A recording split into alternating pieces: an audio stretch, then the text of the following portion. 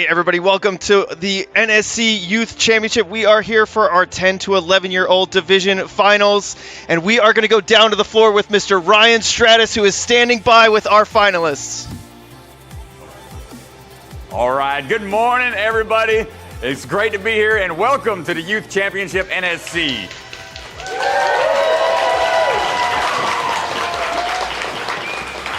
We saw some great action yesterday, some amazing athletes and awesome runs in the semifinals, but now for the championships, we're going to find out who the champion is going to be. Introducing these athletes, first up is going to be Vivian Serafini.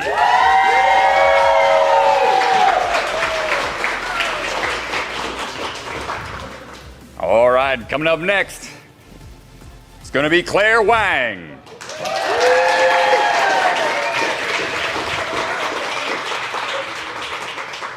And Millie Eaves.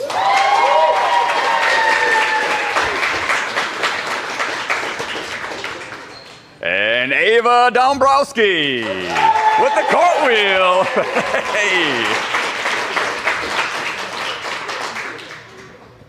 And Emmeline Archer.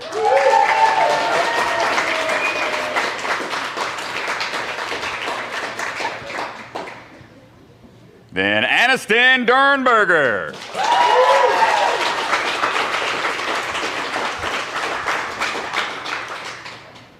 Followed by Madeline Durenberger.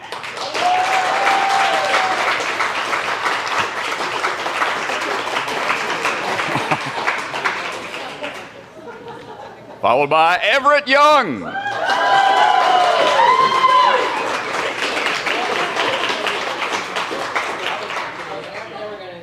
And Lorna Pertner.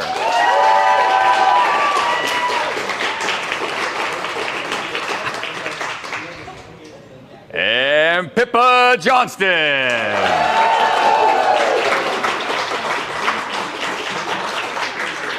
All right, folks, starting with the ladies first. Let's get this show on the road.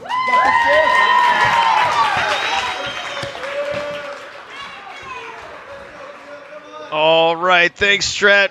Down on the floor, getting all those athletes introduced. Let's take a look at how our finals round is going to be scored. Athletes will run 3 courses today, a speed course, a hybrid course, and a burnout course. Athletes will be given points based on placement in each course. First place gets 10, second gets 9, third gets 8, all the way down. We will add those points across all 3 courses to get a final score, max score being 30 points if you take first place in all 3. And the tie-breaking procedures go to you add the score of the top 2 placements. If it's still tied, you go down to the top placement. And if it's still tied, we will go down to not the open round, which is on that graphic, to something else. But let's get things underway.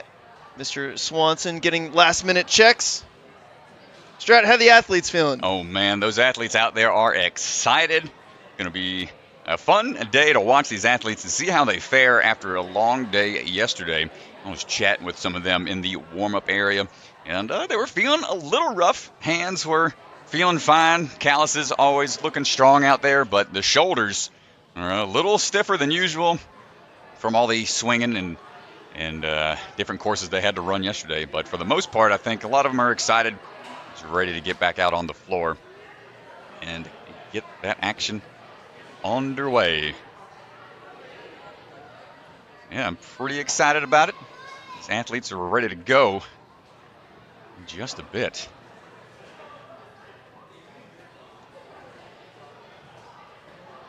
I believe first up is going to be Vivian Serafini, coming out of TA Fitness in Plymouth.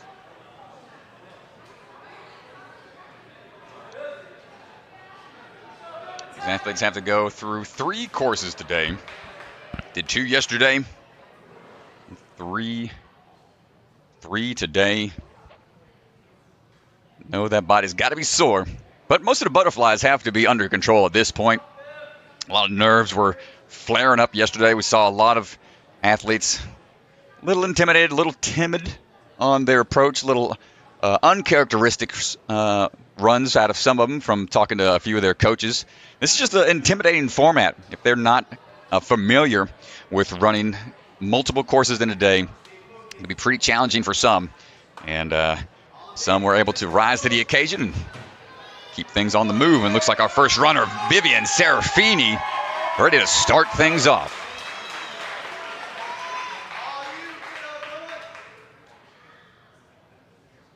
All right.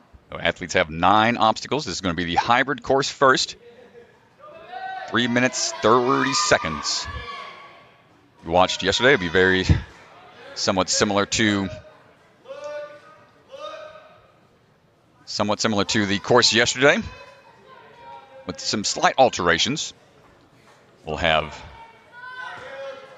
annotate those when they show up. But Vivian building up that swing for this cat grab. We saw this pose an issue for a lot of folks, but nice high landing there, able to get through without any issues. It's always interesting on day 2, Strat, when the athletes have already had a chance to do some of these obstacles, to see how they decide to attack it, the confidence that they have going into it. Yeah, especially, after going through all that and having to be one of the first runners, Vivian here trying to make it to that transition. Nice job. Being first up can be rather intimidating.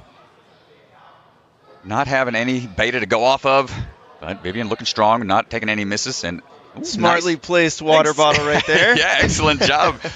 Thinking ahead. That's a Jessie Lebrecq move if I've ever seen it. Oh, is she pre-planned her water placement as well? Absolutely. Smart. All right, so good opportunity. That's about halfway through the course for her to calm down a little bit. And one of the major changes from yesterday is you'll see on the pendulum swing coming up after Vivian makes this ascent on the rings, is they can now utilize the yellow painted portions of the pendulum.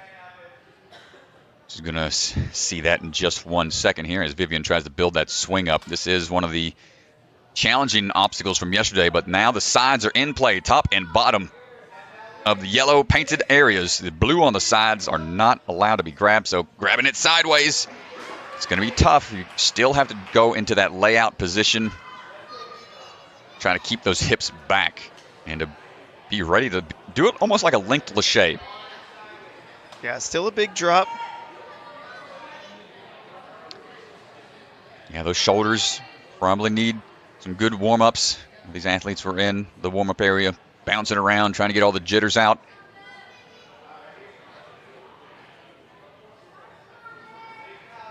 Vivian building up that swing. See what we got here. Okay, nice. Getting that swing built up. Going big. Hold on. Just a little shy of the grab. We got one more attempt. 3 tries.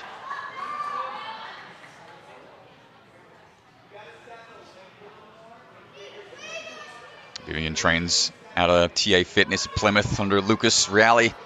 Chatted with him for a bit. He's got 2 athletes out here. Made it into the finals. Last chance for Vivian. Changing that technique for the throw. Let's see if we can get there this time. Final attempt was going for the coin slot instead, just to see how maybe it would change the end result, but not quite able to get there.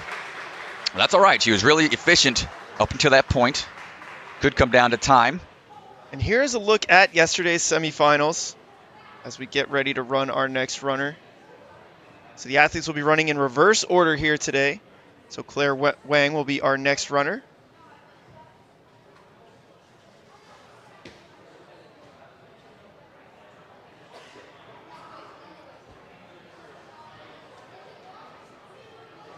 And we go, and we're off. Claire on the move already, coming out of the Movement Lab, San Dimas out in California. One of the lab rats. It's their competitive team out there. Always great to see athletes all the way from the West Coast making it to the other side of the country for Ninja specifically. Claire, no problem so far. Just going with that twist tech. It's a little bit more momentum. Ooh, nice landing. Really good save to keep that back foot up. Yeah, those unstable platforms can make those transitions pretty tricky, but able to hold on tight. Goes for the truss pad here. Nice work. Remember, the tops of those truss paddings are off limits and gets that side dismount. Excellent job. We saw that be a big issue for many athletes yesterday. Got some parkour mixed into this course. Check, and going to test a lot of that balance and agility out, mixed in with some of these tough swinging upper body laches, catches. Claire making up to that platform. Let's see how she does on the pendulum. Yeah, Strat, already the athletes definitely look a little bit more confident than they did yesterday. First two athletes, 0 fails to this point. Seems like they've really figured out that first half of the course, and this was the crux yesterday. This is where a lot of athletes struggled. This is a really hard catch to make. Oh, she was going for, I think, half and half. It looked like one hand tried to get into the window, one hand on top. Dude, that's pretty smart. If you can just grab the inside with the, with the far hand and then follow up with the rear hand to that top part of the yellow, you should be okay to catch it and hold tight, maybe readjust for the next transition. Let's see what Claire decides to do for her second attempt.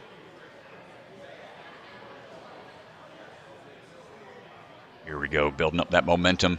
Yes, come on. Oh my gosh, almost. Yeah, that was close. I like the attempt, and you can see she tried to get both hands around.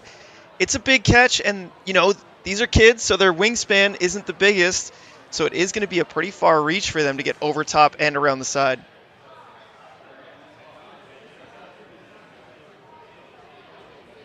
Trying to calm that breathing down up there can be pretty tough to do. You've got one last chance here. Let's see what Claire decides to go with. Third attempt. Oh, try to go half and half again. Tough break. Nice try.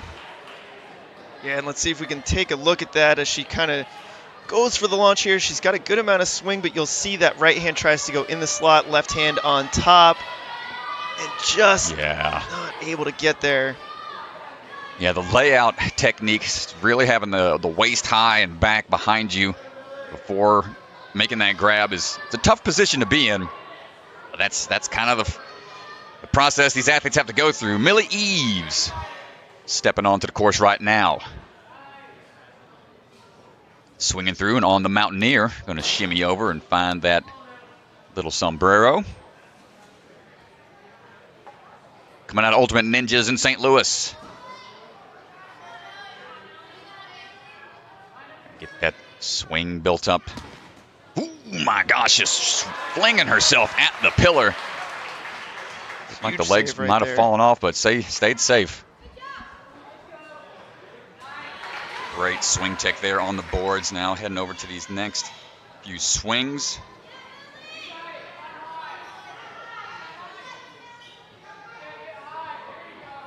In a high body position for this swing through. Very efficient on this board transition. And for that move to the platform. Okay, good job. Stuck on the corner there for a second, but able to dial it in. Rope landing. This one's been a little tricky as well. About halfway through the course. That heart rate's going, and we're going to take a first slip. That's okay. Shake it off. Try again. 10-second mandatory wait, no matter where you fall in the course, to allow for that obstacle to be reset. Good control that time.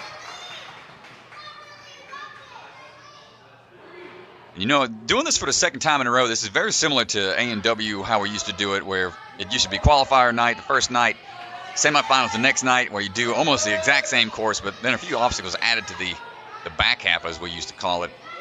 I still felt nervous on the second day, and I'm sure these athletes today still feel nervous, but let's see as Millie goes for this jump here. And it's got that side-to-side swing. Transitioning around the front. Hold tight. Ooh, just barely. Shake it out. Yep, feeling it a little bit. But I did like competing that second day in a row, even though I was still nervous. There was some comfort to having already accomplished the obstacles on the previous day. Just felt a little bit more comfortable going into the second day. Yeah, definitely good confidence boost. Let's see if we can figure this one out. This was a stopping point for many athletes yesterday. Ooh, man. Oh, she had her hands. It looked like she had both hands around the sides. I thought she was going to come up with the catch there. Very, Man. very close. As she held it for a second, you saw where her fingers just popped off. At that point, it's like you have to change your body position or something to be ready for that impact. It is such a huge drop. And that's going to do it for Millie. Nice try. We've got 2 more courses to go, folks. They're running all 3 today, no matter where they fall, or where they place during the hybrid. Let's take a look at this save Oh my here. I gosh, couldn't yeah. believe she actually saved this. Comes around. Oh my gosh. Gets the thumbs up from Swanson. Well, that just shows how aware these athletes have to be, keeping the heels up, legs up. Got to be aware of that body position at all times. And we got Ava Dombrowski getting ready to go right now. Ava swinging into action, coming out of Ninja Fit ATL. Tyler Gillette is her coach. Making a big leap out to that first little sombrero. And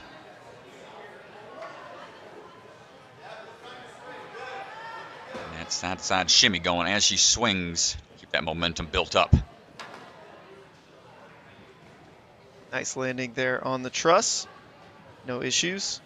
We saw a lot of folks have a good amount of struggles on that balance obstacle combo, and not too many people are intimidated by it today. Get those feet in the right spot. Looks like we're rocking some Adidas, maybe wrestling shoes, potentially. Nice high grab. Looking for that sideways dismount. Ninja Fit ATL's got some parkour structures out there. Nice landing. Got a good mixture of obstacle lanes and just jumps right up to the rope. I really like the reset there, though. Oh, save! Oh my gosh, almost had it. Yeah, I like how she jumps to it. The reach is just a little high for her, so jump, reset, then take the swing. Ooh.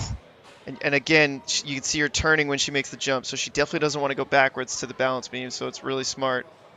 Oh no, this is tough to see here. This is 2 out of her 3. Calm it down and try to get this lined up just right.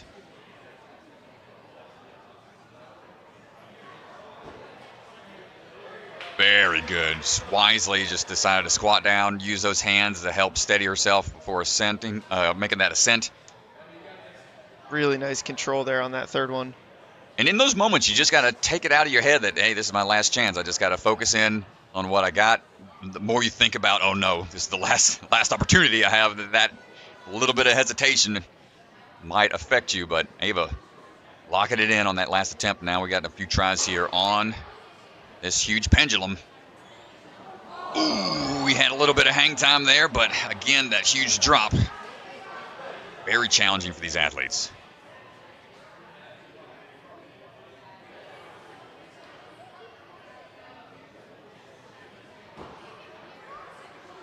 Man, just building up all this swing. It's tough on the shoulders. Second try. Oh, I think she had that half and half approach as well.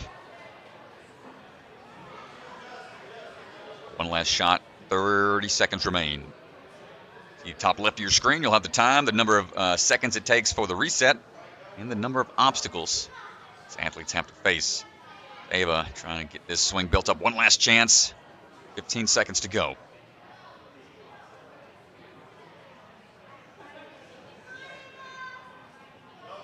Hush falls over the crowd as we try that third and final attempt. Tried to have her legs up as she caught to try to absorb some of that impact. I liked that attempt there. Just try to adjust on the fly. You know, last, third, final attempt. You got to try something different, perhaps. But here's that last. This is the first swing attempt. through. Man, she was so close to saving that. Really nice effort, though. able to get it on the third attempt.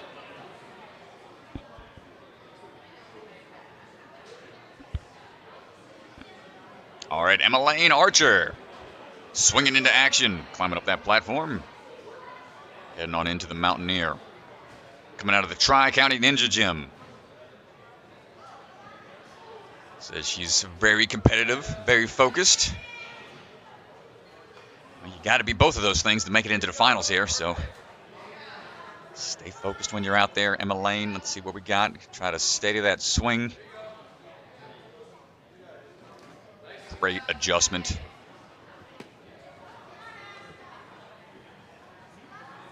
Start seeing these athletes do a double kick, swinging with one foot and then following through with the other. It's a bicycle kick, a little flutter kick, momentum builder. Seems to be all the rage these days. Curious to see who first started implementing that move. It seems to build up that momentum a lot quicker. Yeah, it does seem to really get the momentum going faster. It is crazy just how much tech has evolved over the last few years. Dude, like, it's insane. It's like not even like 2 or 3 years, and it's just like all these new moves start happening. Emmeline almost sticks that landing. Take a second. Try to dial this in.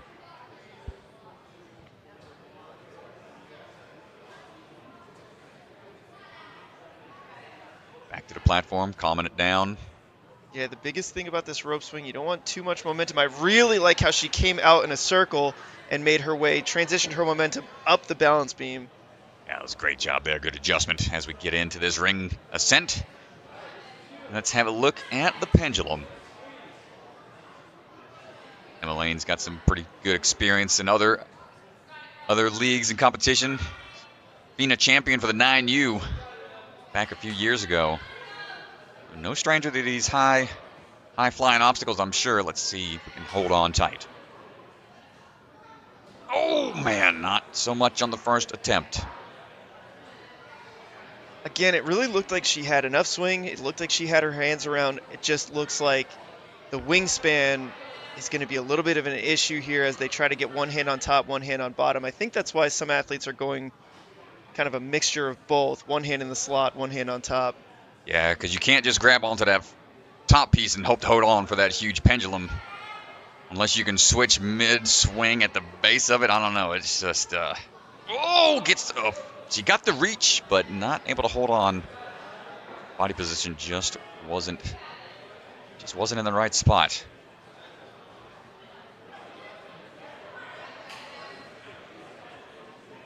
Third and final attempt.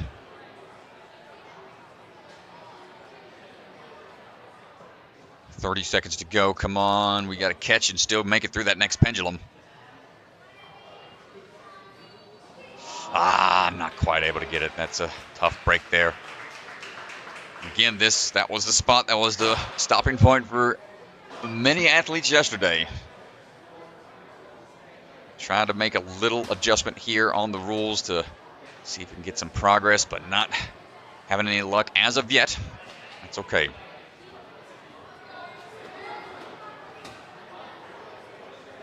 Coming up now, Anniston Durenberger.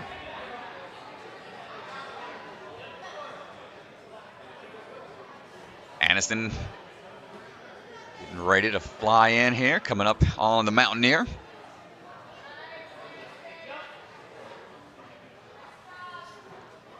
This is our actress in the making. Says she's been in a movie and a couple commercials.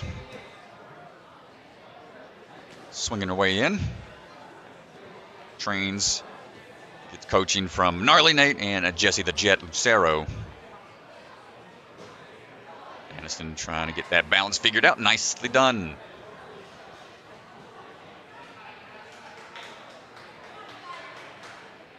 Careful. Yeah, we saw a lot of feet slipping on that padding. But good transition. We're onto this sideways dismount. Let's see which way she decides to go. Needs to get those hips back. Whoa, right on that corner.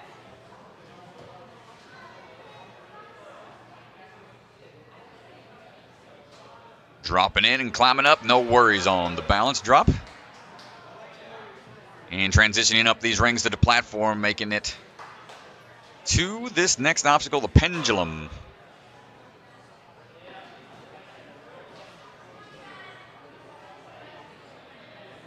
Let's see what we got.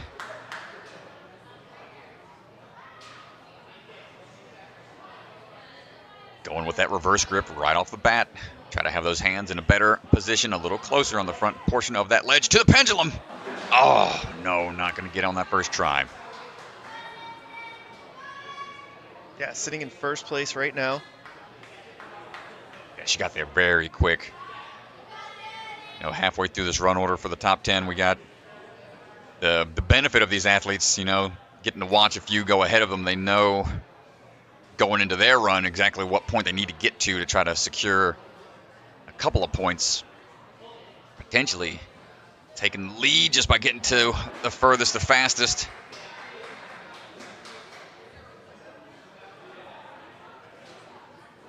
But then it comes down to a gamble at that point. Do you rush to a certain point and then like tax yourself getting there, not having enough energy to clear the Ninja Killer, or do you try to pace yourself and think that you can get through the one that's stopping everybody else? It's a huge trade-off. We'll see what Anniston can do. Third and final attempt here on this challenging obstacle. Just not able to knock it out. Tough break. That's all right. We got 2 more courses to go.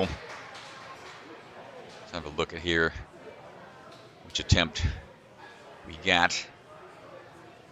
Yeah, this is the third and final attempt. She had a hand on top. Yeah, the hips are just too far underneath. Like leading with the hips, it's hard to adjust in time for that drop on that pendulum. Up next, Madeline Durenberger. Another athlete from the West Coast. Madeline on the move. Dropping on in. Coming out of the movement lab in San Dimas, California. That's our second lab rat out of California, isn't it? Yeah. It's always cool to see. Always cool to have some of your teammates as well move on to the next round. We'll take a few swings here, wants to keep those feet off that back beam. And follow through. My goodness, great job. It's always a tough spot to be in as soon as you feel like you're leaning back. It's like when you're leaning back in a rocking chair a little too far and you start to feel that, that moment of panic. You got to be able to stay calm and collected, which Madeline was able to do there. Nice tech here. Goes for the truss. Oh, that's pretty straining, but able to adjust and get out of there. Get this dismount. We don't have to repeat this whole process. Come on. Whole foot tap on the back step. Not going to get through. First attempt. It's all right. Shake it out. Try again when that time expires.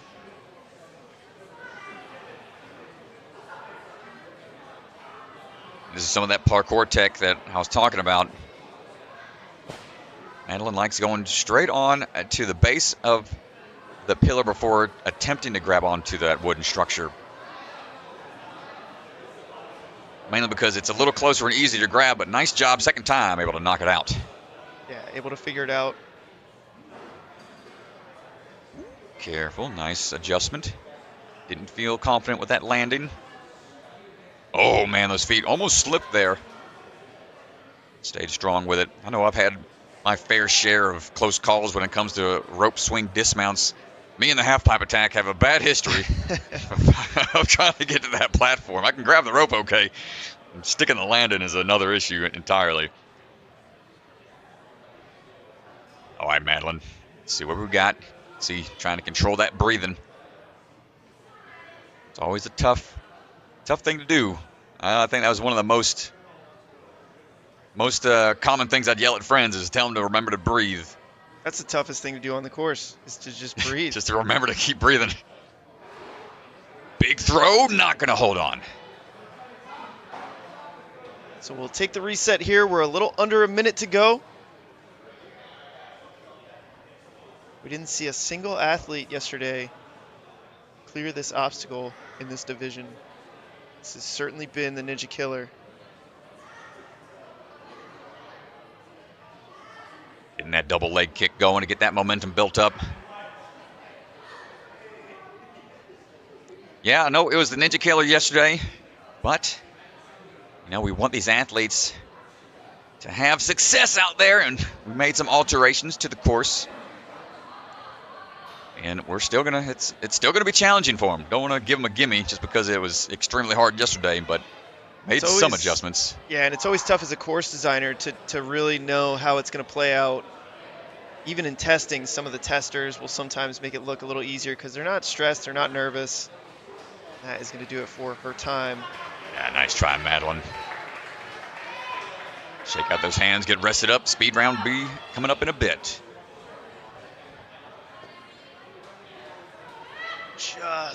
Yeah, that half and half that might be the move. But it's like you want to have that backhand on the top portion of the yellow, and then that front hand a little farther into the coin slot down by the base to have like a wider set grip.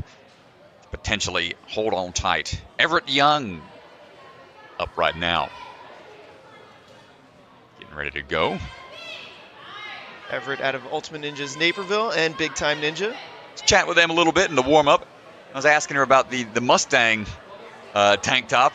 She rides horses or whatnot. She's like, nope. She's like, got that shirt from her friend Pip. I was like, oh, okay. Pippa Johnson will be running later. And she's the one that rides horses all the time. But Everett making it through. Oh, commentator's curse. Got to stop doing that. Looks all right. Yeah, looks like she had it, but just shortchanged the dismount a bit. Reset, try again.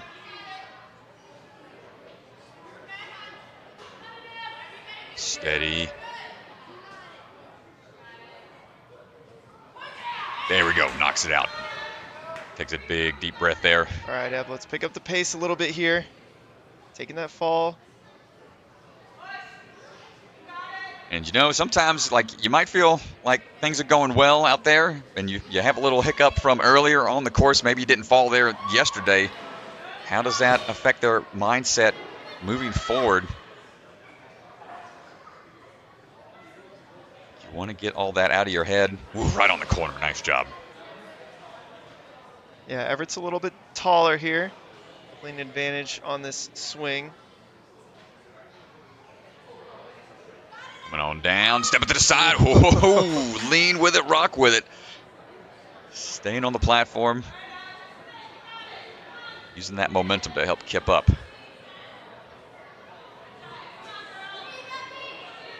Everett, 11 years old, shaking out those hands, trying to catch her breath a little bit.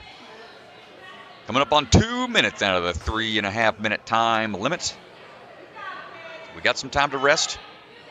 Wants to get right to it. Yeah, she's got some time for this and a little bit. She's probably the athlete with one of the bigger wingspans here, so it's going to be interesting to see if she can get her hands all the way around here. Come on, Everett. Getting a lot of swings here. Ooh, a little off axis. Her hips were off to the side when she tried to catch.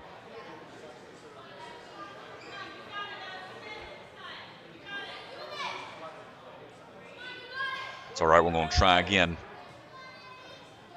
2 more attempts here. I mean, this could be make or break right here. This could potentially win the hybrid if you can make this catch. Only 2 more athletes to go after this. So far, nobody able to make this catch. Ooh, yeah, there's a rough fall there. Face plant. 1 more attempt, 30 seconds to go. You got to stay locked in here. This could be make or break.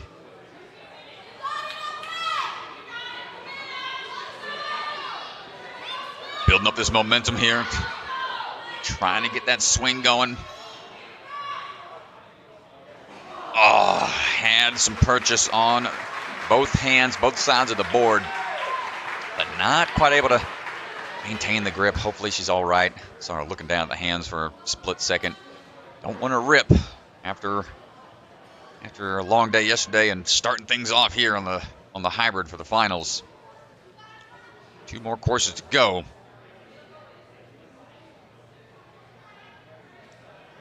Up next is going to be Lorna Pertner. Lorna on the move, swinging in.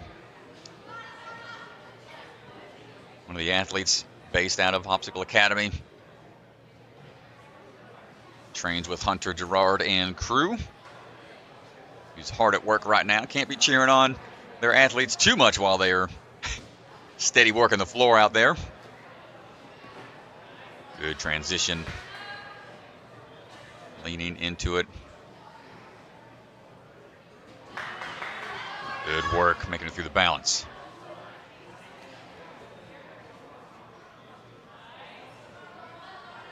Good little cat grab on that pillar, working her way to the top. Oh, wow. Nice high catch there. Almost catching at her chest. Yeah, that was really good. Yeah, plenty of bend in the arms. You could really just see her confidence. You know, every obstacle, no hesitation. Oh, great landing. Split leg landing there. Going quick. Might be taking first place here if she can get to the top of the platform to clear the ring climb. And just barely ahead of Anniston by 0.1 seconds. Yeah, 0.17 it looks like. Barely bumps into first place. All right, what we got here? Come on, build up that swing. You can get that swing built up fast. You should be able to have grip for later. And that was the, I want to say, best attempt we've seen thus far. Yeah, that looked close.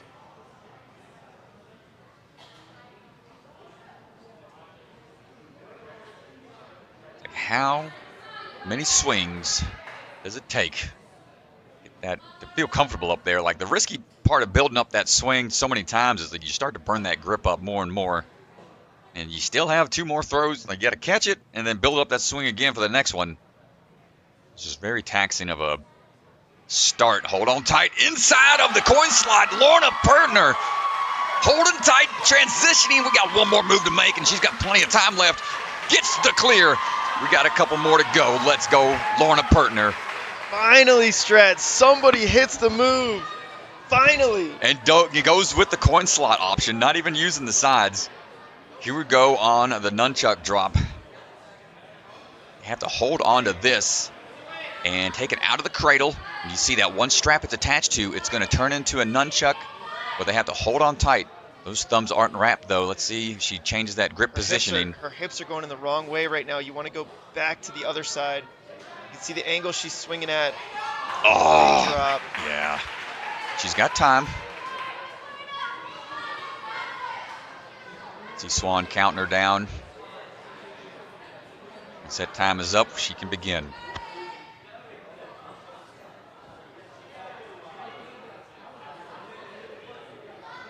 Here we go again. Grabbing on. They want to swing out and away from that line. You want to get that line tight. Hips a little better of a position, but not quite able to get there. I think we're going to go here from Lorna out on the floor. Nice job. Impressive stuff. Let's have a look at that catch. My goodness. Using the corner piece of that first truss swing and just so much momentum. You can see Sam up in the top just super excited about it. He's like, yeah, double fist bump. That's one of his students as he's up there ready to reset things in case she fell again. But nope. Just 2. Was that her second attempt? Third attempt? I think it was third. That was her third and final attempt, so that was pretty stressful. So let's go down to the floor with Ethan Swanson, who is standing by with Lorna. Lorna, you're all smiles. Obviously, you know that puts you in first place so far on the hybrid. Talk to us about the pendulum, the first and only athlete yesterday or today in your division to get through that obstacle. It's easier to go to the slit. I went pretty early, and I saw a lot of people getting it after me, and I saw how well they did it in continuous. And I think the most important thing was to get their hips behind them. So I realized that if I did that, the slot would be almost like grabbing a bar, whereas it would, whatever else it was would be an unfamiliar feeling. So I thought if I go for the slot, now I know what to do because I've seen so many people get it, so I have better chances of getting that. Yeah, well, you obviously got it, so it worked amazing. Was it getting to your head at all watching? There's a bunch of amazing athletes here with you today, seeing them a bunch of tries, they couldn't get it, and then you're up next. What's going through your head? I was kind of hyperventilating, but I saw some people getting so close, saw lots of different strategies, so I looked at like who's getting closest. And I saw the slot when I was going to it, and I was like, oh, I could have grabbed that on my first try when I missed the sides. I was like, I could have grabbed that slot. And so using what I had seen other people do and miss on that outside ledge, I got the slot. Well, that's amazing. Congratulations. You're sitting in first place going into speed and burnout. What are you looking forward to most? Well, burnout's a new course, so that's going to be fun. But I didn't do very well on speed, so I'm hoping to redeem myself on that one. Well, we can't wait to see you get some redemption on speed and on the burnout. Congratulations. Thank you. Nice job. Yeah, congratulations, Lorna. First athlete so far to make this catch.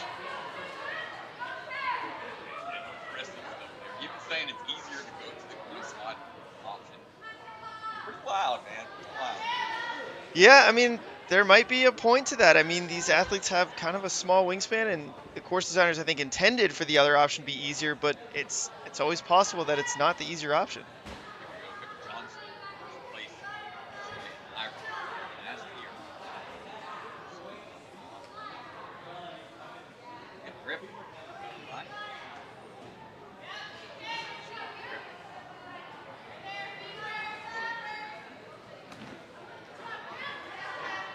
Maintain. Yeah, great save there. Big backswing.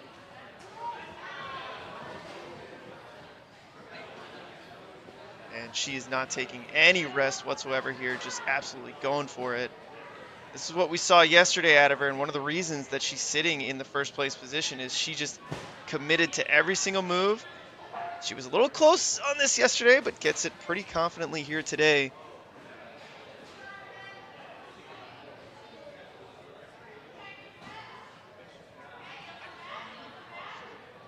A little hung up, but that's okay.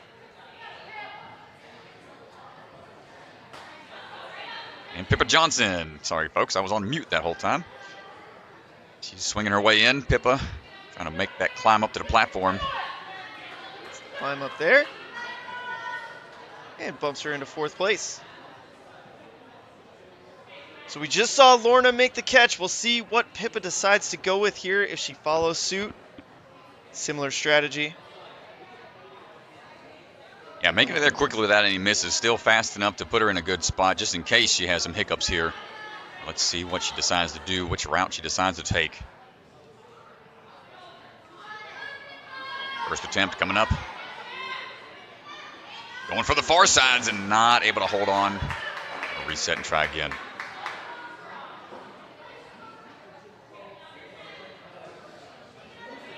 Well, Pippa says in her bio, one of her most impressive skills is choosing to be positive, encouraging others. She wants everyone to genuinely succeed. It's a great mindset to have. Pretty much what the spirit of Ninja, at least in my view, is all about. Gotta cheer each other on. Try to help each other out as much as possible, all facing these tough obstacles. Hold on tight, not going to get on that second attempt.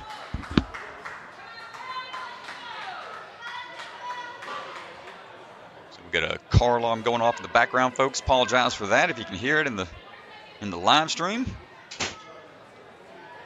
Try to get that adjusted. Third and final attempt for Pippa.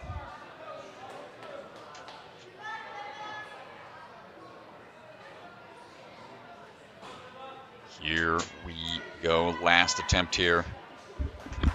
Pip grip, got to get that swing in. Come on, get that momentum. Big move here. We'll see if she goes for the slot. Third and final attempt. Decides to go for the exterior, not able to hold on. Still quick enough to that point to get fourth place.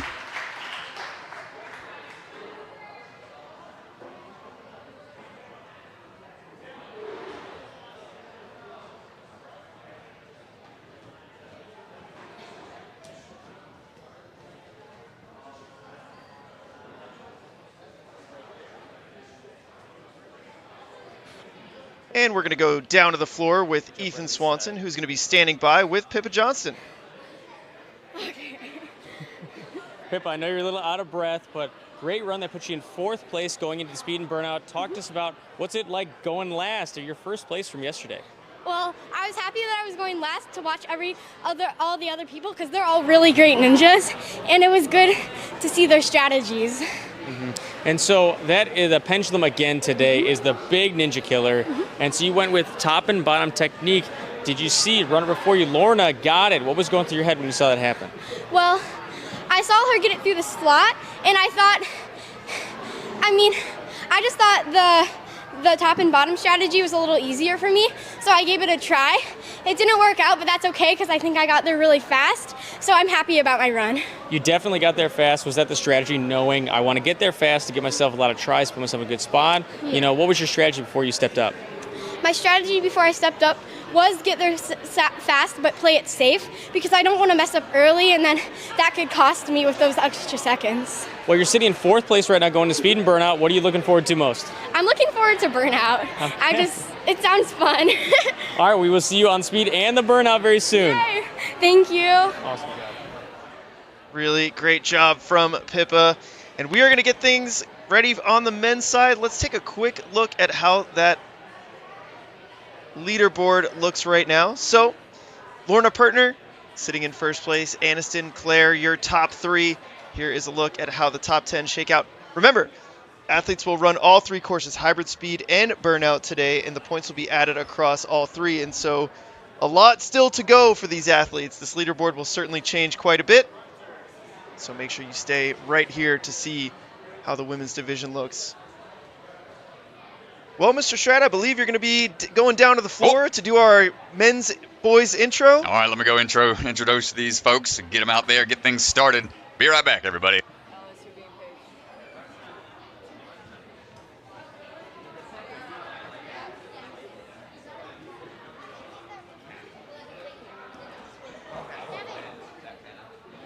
Thank you.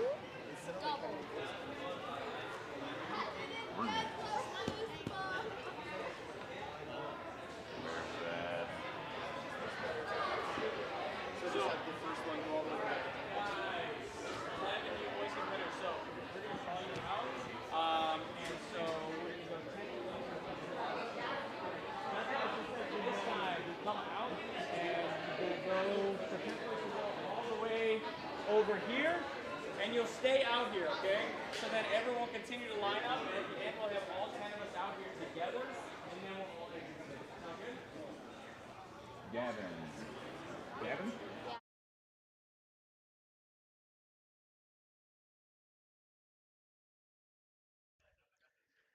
All right, well, congratulations to all of the girls in the girls division.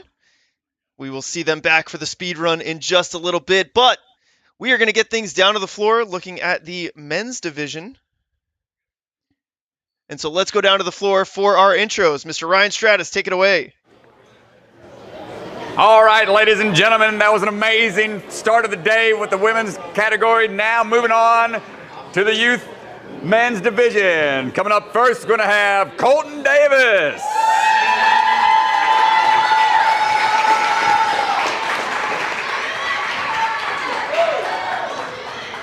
All right, coming up next is going to be Gavin Shields.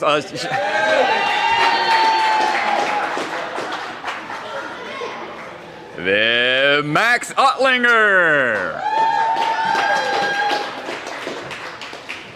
Cody Earl. Grayson Ruckus. Ruckus.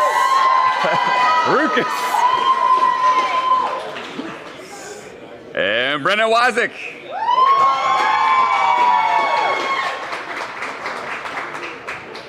And Bradford Mello. Mitchell Fry. And Aiden Collins with a cartwheel. And Brandon Avila.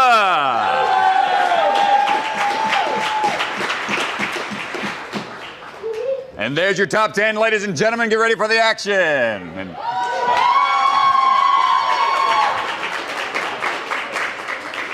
all right, so we're about to see these guys take on this hybrid course.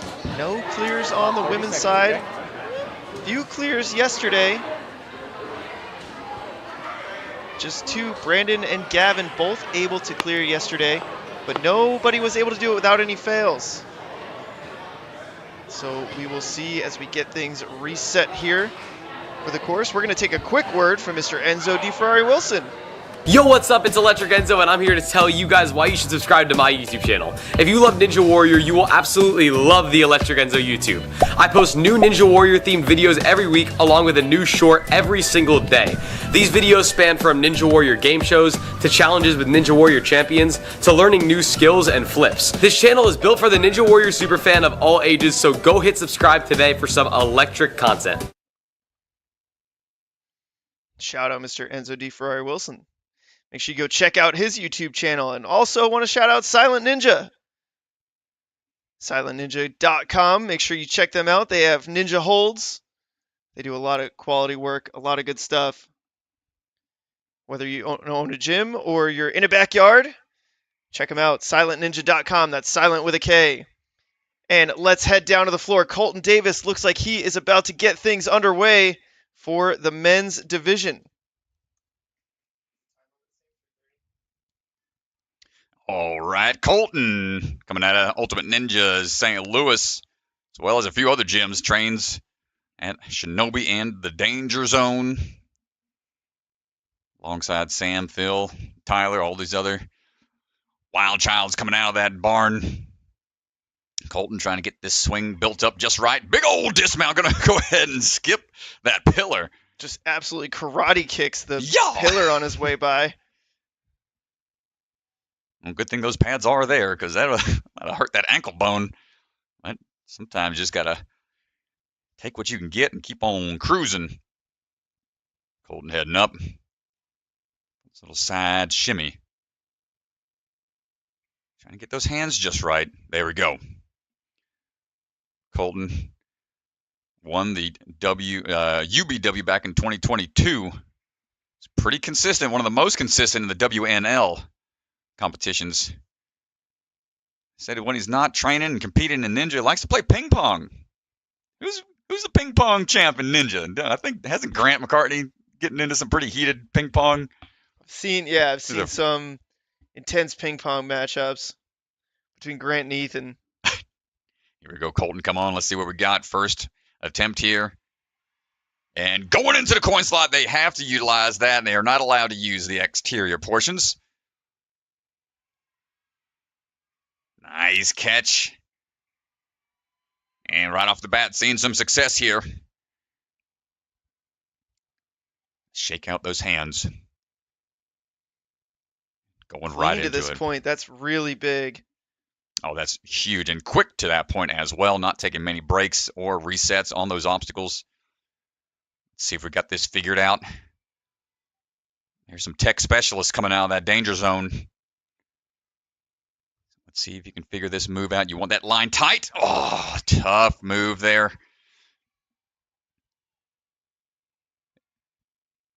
It's like you need to be choked up on that bar enough to where if you take that impact, you're going to have time for that grip to really kick in so you don't slide all the way down and off of the bar. Yeah, you want to give it a little bit of time here.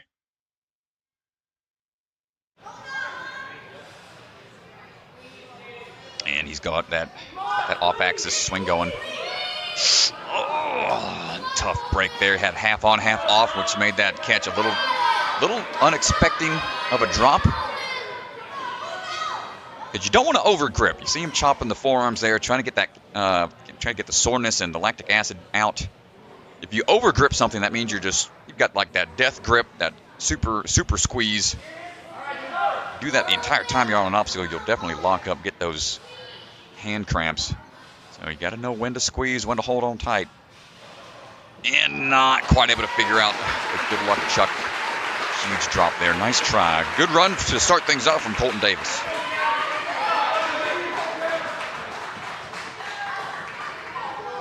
you can just see as he pops out on the backside. It's a 1-2 drop, yeah. His hands might have been a little far apart.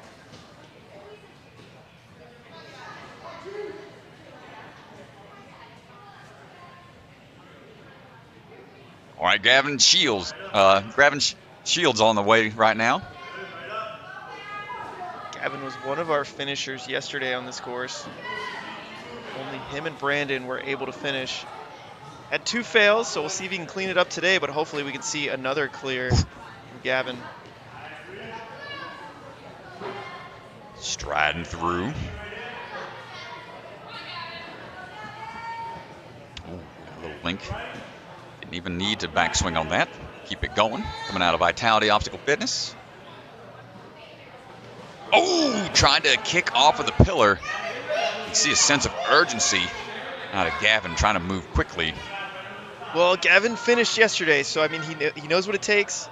He knows the timing that he wants to be at. So as soon as that reset timer is done, he is going to take off here. Big swing through, going to the top of the board. Make that transition. Second attempt. Oh, foot slipped from what it looked like. And Gavin in hot water right now. Let's see if Gavin can keep his composure. This would be a pretty big upset here in the hybrid. We'll see Gavin figure this one out. Come on, brother, Stay locked in here. You can hear some of the kids out in the crowd saying, "Don't rush it. Get a better body position here. Keep those feet good." Yes, dude. Stressful. Scary situation there for Gavin, but he's able to clutch it at the end. And yeah, that's another thing I'm afraid of for these athletes. You know, you get out of hot water in one obstacle and you think you need to turn on the jets right after, but with such a finesse type obstacle following suit, you want to make sure you're A-okay for it and able to reset and get it on his second attempt. But that's going to eat away at the overall time. 3:30 is what they're facing. He's got 1 obstacle extra to go, which we haven't even talked about yet. So this is going to be an interesting one. If you've seen the opener intro video, it's the very last moment of Jared Boyd trying to catch the ring, and we'll see if anybody can get there. Up and into the coin slot, maintains the grip. Gavin staying strong on one of the toughest obstacles of the day. Nice job linking that dismount, and my goodness, he's going right into it. Doesn't want to slow down, knows he's got some ground he needs to make up. Well, this is absolutely huge, and it's one reason he's got 3 fails, but he's still in it here. He did this yesterday, so he knows how to do it. Just see if he has the strength to take the drop, and he does. Dude, nice job. No slippage there. Couple of swings, locks it in.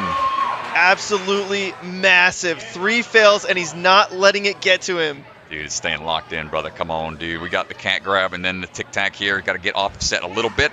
Hands are okay on the first board. No hands on the sides, but the front's okay.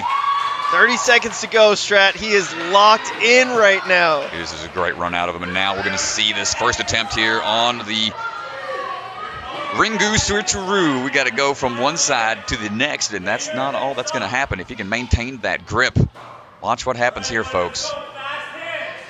First attempt. Oh, my gosh. He had to try to take that ring and take it to the other slot, because it'll drop off of that magnet and go into a swing for the landing platform. Look at this. So had he been able to lock it in, he would have to follow suit with that backhand, and then that magnet on the left side would have detached that board and would have been swinging to that yellow platform over there for the finish. My goodness. Nice try, Gavin. What a fight out of that young man. Excellent job. We're going to hear from Mr. Swanson out there on the floor. Extremely impressive run. Absolutely loved watching it. Let's go down to the floor with Ethan Swanson. Gavin, unbelievably impressive. I know not exactly the run you wanted, but having a couple falls early, you still got to the last obstacle. Talk to us about your run. I just think I could have tried a little harder on the jump on the board one. On the balance one, it was just a slip up. Yep. I could have done better. Yeah, and those things kind of happens with the retry system, though. After you got through those, what was going through your mind? Like, I got to go blazing fast, blasting through the course. What were you thinking? I was just thinking about the last obstacle. I wanted to try it. Then I got to, but wasn't what I was hoping for. Well, last obstacle, you did get the try on it. Talk to us about it. You're the first person to try it during this competition. When you get there, you have to get there fast so you can take a bit of a break. And I fell over there, so I was really tired. I probably could have done it if I had like 3 tries. I had enough time. Well, you still got to the end of the course. 2 more courses left, speed and burnout. Which one are you most excited for? Burnout. Well, we'll see you there in just a little bit. Great run, Gavin. Thanks.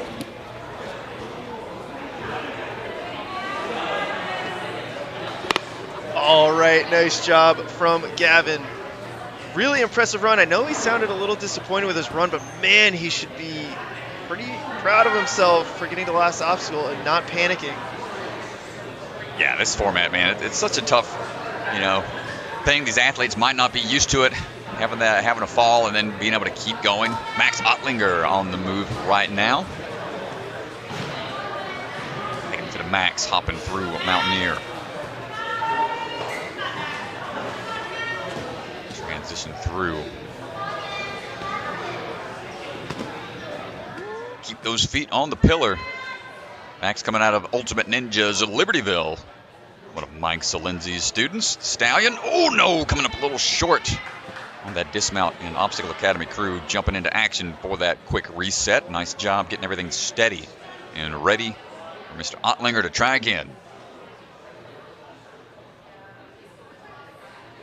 Decides to take that standing position and better accuracy. Nice, able to lock in that landing.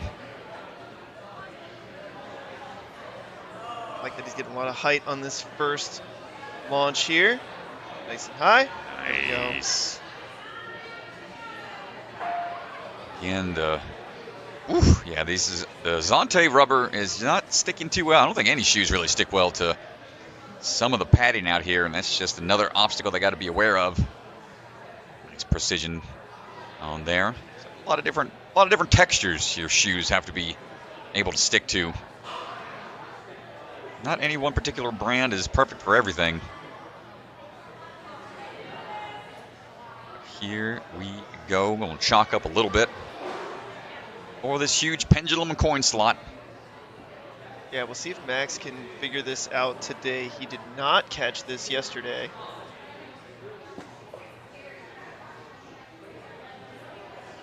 Taking a backswing, a couple more here. First attempt, not going to get it. Have the accuracy, but not laid out far enough on the back portion. Hips were just a little low. See him trying to catch his breath out there a little bit.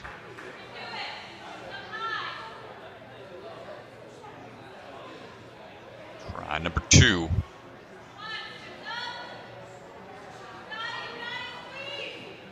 Hold it! Oh, and pings off after taking, have the accuracy. Again, he's getting great, great hand placement inside the coin slot. But, man, that drop is just really aggressive. Yeah, the important part right now, don't get too frustrated. Building up one more swing, perhaps. Oof, yeah, that's going to do it for Max. It's all right. Nice try, brother. Hopefully those hands are okay after pinging off the coin slot.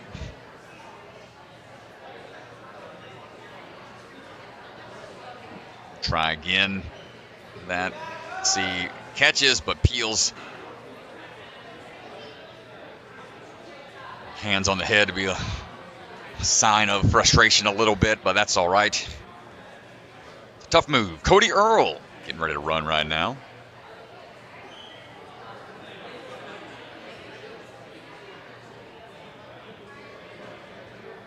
Cody coming out of the Ninja Playground. Kicking his way in. Shimmy on over. Let's see what we got. The Lofty Ninja. When he goes by, he's trying to swing his way through and slide down that track. Cody finished 8th yesterday on the hybrid. A little free chiropractic adjustment there on the dismount. Didn't quite get a full clear there. Yeah, It's a little bit of a surprise fall there from Cody, but it's all right. Little mistakes are going to happen. See if he can make the adjustment here. Fix it. There we go. He's going to be a little more cautious on that approach this time. Trying to find a way to keep that ball rolling despite a hiccup here and there. Nice. Cody also has a big ninja barn. He's got a huge course in his barn. What's up with these barn kids? I don't know, man. So strong, man. You know what's going on here? I have a barn growing up. That's kind of a compliment nowadays. Were you raised in a barn? Well, quite yes. Yes, I was. And that's why I'm so good at ninja. Thank you. Cody building up that swing. No problem on the balance. Has a foot out to help with that climb up. Let's get this coin slot. Nice little pre-placed bucket of chalk up there.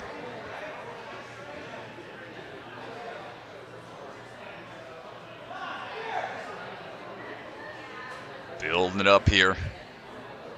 Nice catch. Plenty of hang time out of Cody. Yeah, and what I really like is where his hips were aligned. They were back like he was going to continuous lâcher. Really absorbing the catch nicely. Really ease into it. Yeah, great job. That's going to put him into third right now. Got to make this next grab. Oh, the dropping nunchuck.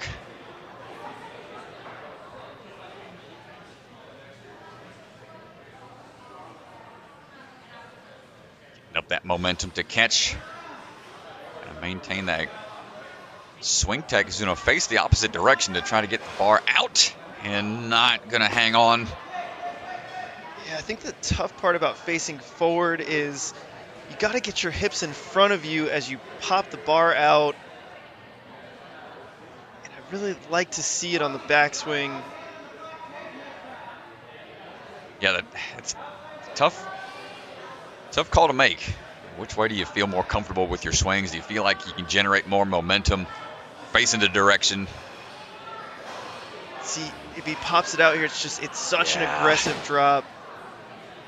We saw the most success yesterday when the athletes were getting kind of an angled swing, angling away from the support strap as they pulled it off, because it really takes the slack out. Oh, coming up on short time here. I'm not sure if he's going to be able to make it unless he gets this in. Just one big swing here. He's going to have to link it. Oh, my gosh. Are you kidding me? He almost had it. Ooh, you can tell he was not too happy about that. Yeah, definitely a little frustrated that he was able to do it on the third try, but just out of time there. Yeah. Up next, Grayson Ruckus. Mr. Ruckus causing a ruckus in the crowd. Got to pop off. Everybody's hyped to see this young man. See what we got for Grayson. Grayson coming out of TA Fitness Plymouth. 10 years old, swinging his way in. Lucas Reale coaching this young man. Swinging his way in. Good slide, takes a couple moves. Get down that track.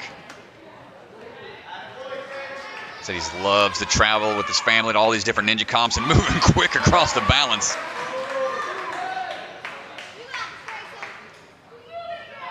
Can't imagine how fun it is for these kids to be able to just travel around and do all these kind of cool obstacles all over the country. Nice landing. Hold on tight. Dropping in, running to the corner piece. Nice job. My gosh. Yeah, Grayson out of TA Fitness. Up in Boston and out here in Minnesota, it's got to be really cool to just go to a different gym and see different gyms around the country. He's rocking that shirt, Operation Link Everything. I feel like you and I are a little spoiled, Strat, because we kind of were around when all these gyms started popping up, so there for the beginning of it. Oh, my goodness, that's a tough fall there. Hopefully he's all right. Looks like he took it a little bit tough on the face. See how he's doing up there. He got a little flustered or not, but he's all right. He'll shake it out. It was a close catch. Yeah, DeGange, we were in the early days. Not much was around, but we were able to see the growth of it and see where it's at today. Has been pretty awesome journey to be a part of. Come on, Grayson, catch on that second attempt. Yes, sir. Let's go. Able to shake off that fall.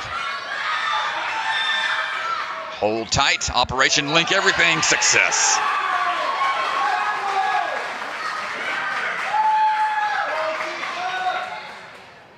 Getting ready for that nunchuck drop.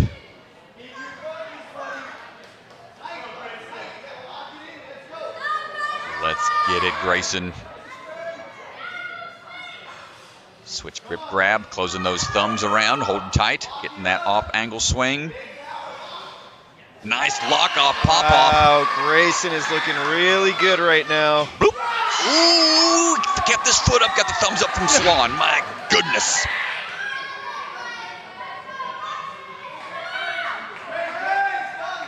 Huge swing, got a cat grab on this one. Might be a little too much of a swing. Get careful on the transition here, buddy. He's going to take one extra backswing just to lock it in. Now he's got a tack here. Tick-tack. Great work. Be accurate on this little hockey puck grab. Overshot it. Oh, no. Yeah, that's a tough one. Hands just a little bit too much in the front side. Take that breather. 30 seconds. Come on, Grayson, you got this. 20 seconds to go. Ooh, slipping down. Hopefully he's okay.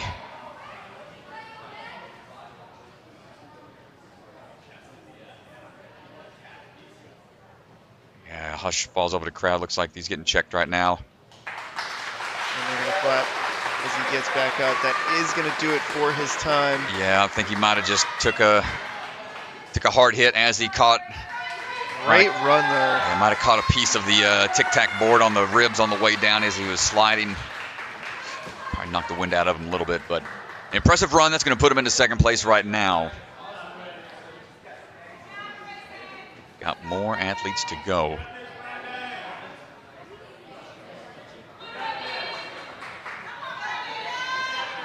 Brendan Wyzek getting ready to go.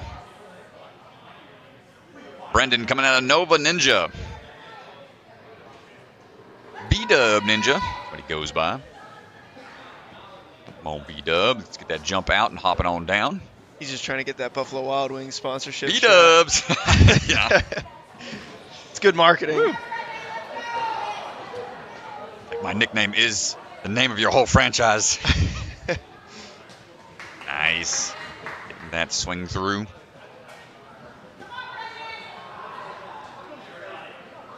And looking for the swing here.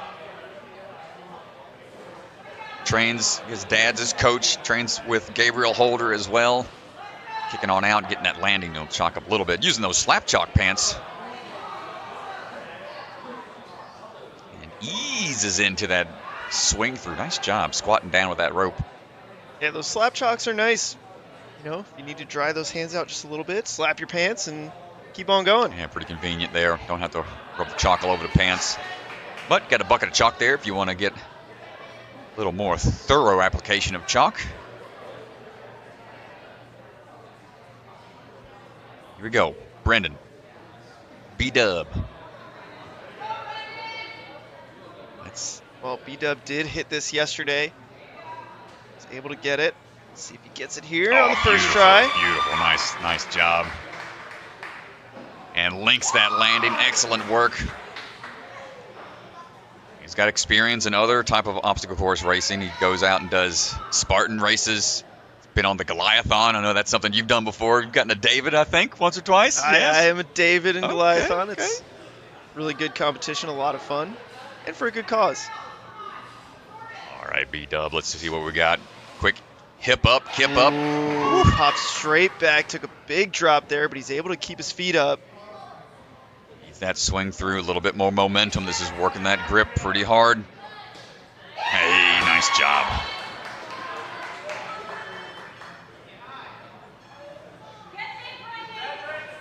Got some time here, still about a minute 45 to go. Or a minute 15, excuse me. First grab. Oh, got the foot on, but not the hands fully.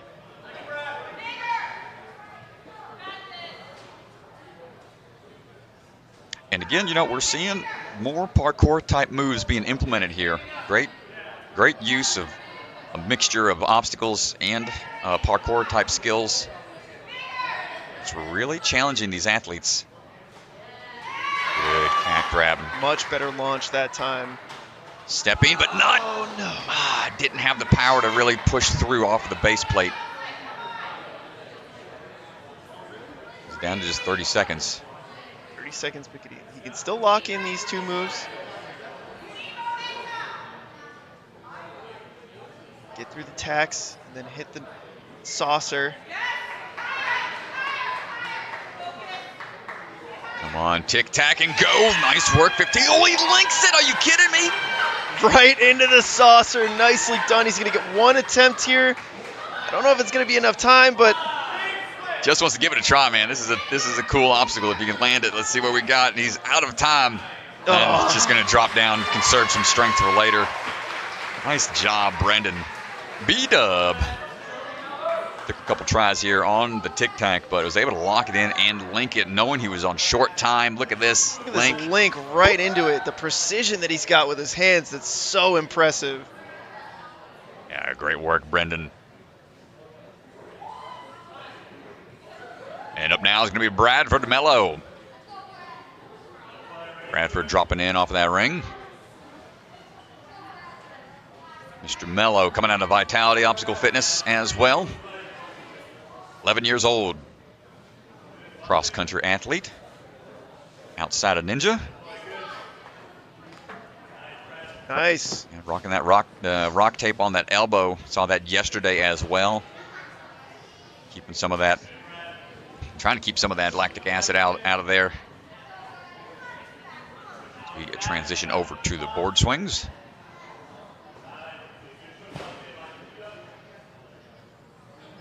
Looking for this off-angled transition. Nice job, Mr. Mello.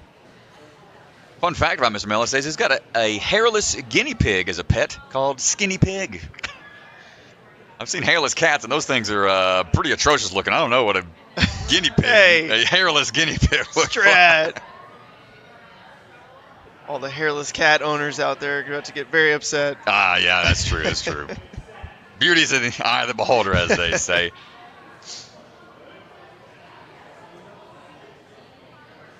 Bradford looking for this coin toss. Coin slot. What we got, buddy? Up and in. Nice work. First attempt. There was a skinny piggy bank coin slot joke in there somewhere, but I just couldn't find it fast enough. Man, tough. Nice try.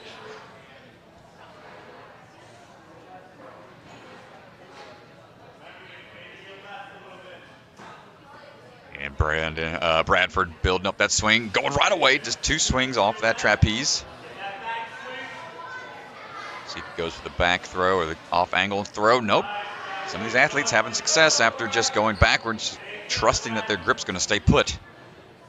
Yeah, Bradford was able to hit this yesterday, but not able to get through this next obstacle. He did finish 3rd overall on the hybrid. So he was the fastest one to not finish. Well, with an obstacle like this, and as a cross-country athlete, you'd have to wonder how much concern about your ankles and legs you're going to be worried about on something like this. You don't want to tweak an ankle and potentially, affect your other sport that you're working on. Nice job. He's attacking it with some confidence here. Not able to do it yesterday, but locks it in today. Throwing him into first place with a time like that, 2:33 without any fails. And he's going to have time for at least 2 attempts, I think, here. Come on, we got to have a quick transition from that one side to the next. Up and over, he's trying to build that swing. No, got both hands on the ring, but not able to lock it in.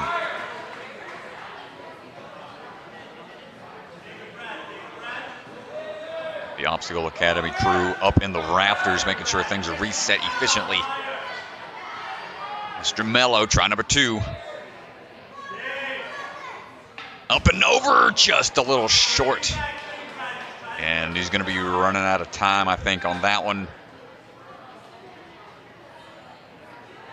3 seconds to just see how it goes and decides to call it, save some strength for later, but great run out of Bradford. Yeah, you can see the intention, and remember that left side that we're looking at right now is attached by a magnet, so as soon as it lands in the cradle, the whole thing is going to drop. Really got to be precise on that obstacle. Nice try, Mr. Mello. And right now, Mitchell Fry on the move, swinging in. One of the Obstacle Academy team members. Big leap out. Good transition. Nice work maintaining that momentum. What I like about Mitchell, and this is something I noticed yesterday as well, is every single movement is very intentional. Every swing, every hip placement, everything is intentional, and he's very efficient on the course. Well, he's the youngest athlete on their elite team at OA here. And he's showing why. He's sticking with the big dogs. Not intimidated by this course whatsoever. Outside of Ninja, he goes by the name The Lake Ninja, as he really enjoys all sorts of water sports. Best I can do on the lake would be get pulled behind a boat on an inner tube. Don't bust my tail on anything besides that kneeboard or wakeboard. And in the coin slot, not quite going to hold on. That's all right. Try again here coming up.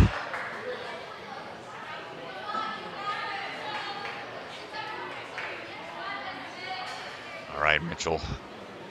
Almost knocking the bucket of chalk over, but saving it. Trying again.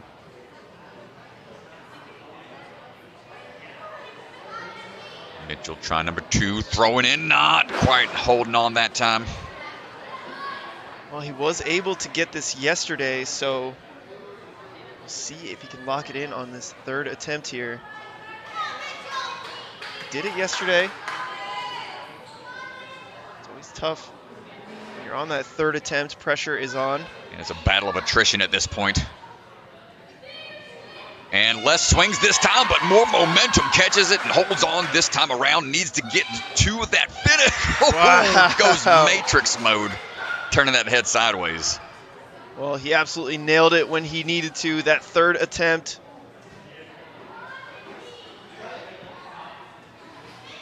Going into it right away, not taking much time to recover. Just wants to get to it and hold it tight, looking for the landing already, building up that swing. Getting a little lower to help with the momentum and sticks the landing. And this is what took him out yesterday, Strat. Shorter competitor. See if he has the strides to do it. Yeah, He's got time.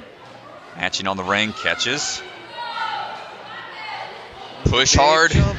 Oh, let's go. Open grip on the catch. And not quite able to make the grab on the UFO. Might wanted to take an extra swing there. But felt confident, but need to try again with the time remaining. 25 seconds.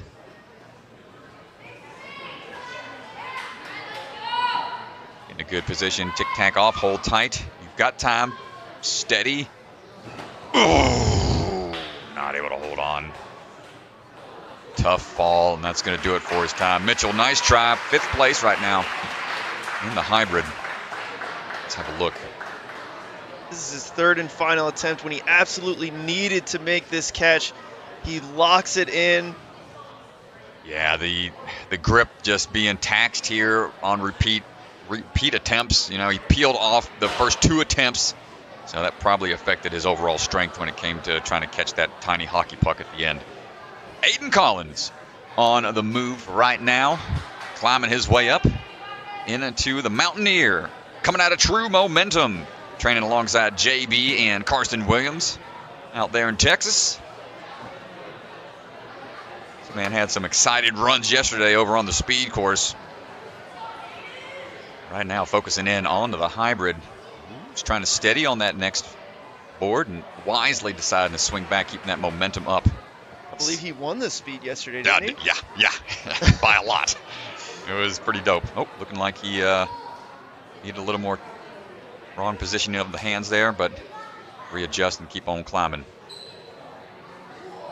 The WNL World Champion back in 2021 season and the strongest ninja. Second place at WNL Worlds 2022, I believe, on the bio.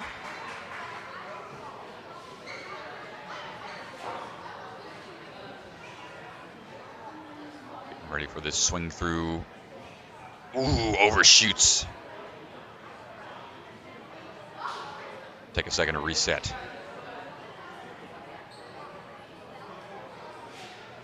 Here we go. Hold on tight, find that landing.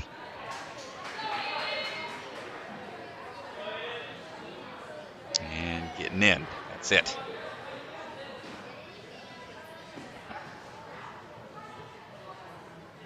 Aiden building up that swing. Hold on tight. Ooh, wow, didn't know if he was going to catch with that body positioning, but able to lock it in. Such a, yeah, that twist with his hips in midair even. Well, yesterday, Aiden hit his head here on the bar.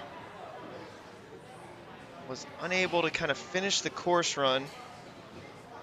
Oh, you can tell he's already, might be having a couple recollections from yesterday.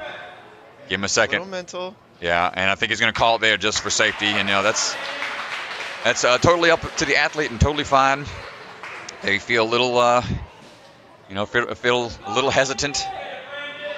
It's tough. Yeah, he did take a hard hit to the head yesterday with the bar, and so, you know, no shame in kind of bowing out at that point.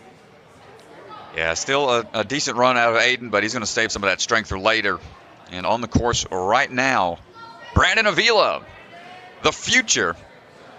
What he went by back when he competed on A&W Junior. Extremely strong runs yesterday, putting him in the leader position here. We'll finish up strong in this run order. Well, I feel like Brandon is sort of, back in the day it was Vance Walker. You'd kind of hear rumors about him, and then Brandon was kind of the same thing where it's just like, man, did you see what Brandon did? Oh, I can't believe he saved. I don't know. No, he tapped down. That was not fully on the platform. Got to wait for it. Unfortunate there. He was trying to move quick, and that's the risk you take when you try to go a little too fast. But we're going to reset and keep on cruising. Oh, man, you can just hear how quiet it is in the gym now. Ooh, again, going with that same move and just trusting he'll be able to keep his feet up that second time. Brandon locking in, shaking it off, and going to stay focused on what's in front of him, coming up now into those board swings. Got a little off angle on that first swing, but is okay. Well, when you're having a run like this, you got to calm the heart rate down. Your adrenaline is going to spike early because it's not what you wanted. It's not what you strategized for. Yeah, because he cleared yesterday, but with a miss, I want to say, on the final obstacle. One miss yesterday, yep. So taking a fall early. Hopefully he can shake that off, stay focused in on the rest of the course here. I mean, you can just hear how quiet it is in the gym right now. Pin drop, and it makes me want to whisper back here. Coming into today in first place, I mean, certainly the favorite, I would say, after yesterday. Still looking strong on through the coin slot. I'll chalk up a little bit more. Took first on the hybrid yesterday, was fourth on speed. Trains out of the Rise at the warehouse. We'll be heading there in a couple of months for one of our NSC qualifiers. Good catch, man. Let's get this in one. He's trying to bump that bar down the line a little bit to try to take some of that slack out. A smart move there. Excellent job. It was a very minute motion, but enough to take out some of that slack ahead of time, making that drop a little less aggressive. It bumps him up into fourth place, even after the miss. Up and on to that cat grab. Tick, tack, and jump. Here we go. Taking some time here. Going to make sure he can be accurate on that hockey puck. Okay, here we go, ladies and gentlemen. Got to clear yesterday. Nobody's cleared today. And you know all the 12 and 13-year-olds are watching this very closely because they're going to have to do it later. Come on, Brandon, let's get it, buddy. Building up the swing here. Up and in, one-handed save. Let's go, Brandon. Get out of there. You still need to get the dismount. He's got to line it up. He's got to get onto the platform. 15 seconds. He's got time and gets the buzzer. The future is now, ladies and gentlemen. Brandon Avila getting the clear. Unbelievable, Strat. We got to go back. I've literally got goosebumps. Let's see Brandon hit this move here. How does he hold on to this? Pings off. Oh my gosh. He grabbed his own hand on the way down and able to readjust. Impressive work from that young man. Able to adjust the swing, not peel off on the process. Great stuff, man. My goodness, what an exciting run to start this run. Unreal, gets to the buzzer. So impressive from this young man. And let's go down to the floor with Ethan Swanson, who is standing by with Mr. Avila. Unreal run, the first and only buzzer so far today. What's going through your head? You're the last runner. No one else has cleared this course yet, and you have to take it on. So my goal was just to finish the course because I knew that I was the last runner, nobody else has finished, and I need to get those points. Yeah, and a little bit of a slip up early on. It puts you under more of a time crunch. What's going through your head as soon as you clear that obstacle the second try, and you still have the rest of the course left? I thought I had to speed it up because I knew that if I missed it, it would take a lot of time to get back on it. Yeah, so talk us through the technique. You're the first person to clear that obstacle. It's a wild last obstacle. It's your first time trying it today. What's your technique? What was your approach on it? So I just wanted to have a really, really big swing, and I was aiming towards the side where the ring wasn't on it, and I just threw it, and then I tried to grab on with my other hand, and then when I grabbed the ring, I just told myself I had to hold on because I had to finish the course. Amazing, one-handed catch, unbelievable. We're really excited to see you on speed and burnout, but how do you feel about burnout courses? You haven't run one yet for NSC. I feel good about it because that's my specialty, and yeah. Awesome, man. Well, congratulations, City, in first place going into the speed. Thank you. Nice job, man. That's awesome. Such an impressive run from Brandon Avila. Let's go back. I got to see this one more time as he absolutely makes the catch right here. We're going to watch it in full time. Huge catch right there. Let's see it one more time. First try. Boop, boop. Man, gosh, dude, to be able to hold on and then just know where you got to go right away. Great composure. Excellent job. Yeah, it's so impressive. The only clear of the day. But let's go look at the leaderboard. Here's where the men's standings are right now. Brandon Avila in first, Bradford in second, and Brendan in third. Here's how it looks. They're going to run speed and burnout next. And the points will be added across all three courses to determine our winners. So still a lot to go.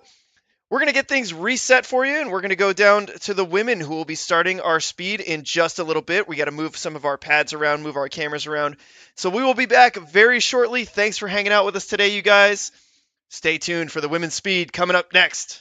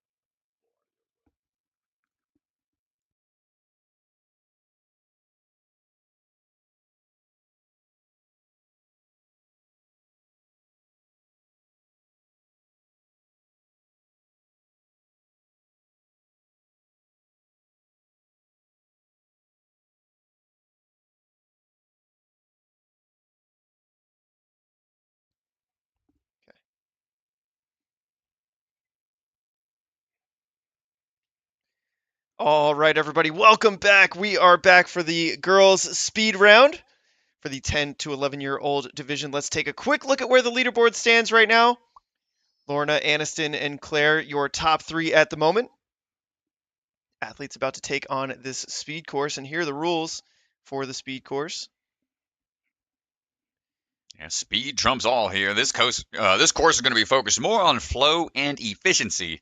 Number of fails doesn't affect their standings like it did in the hybrid. Only time to complete the last obstacle is what matters the most. They got 3 minutes to get through.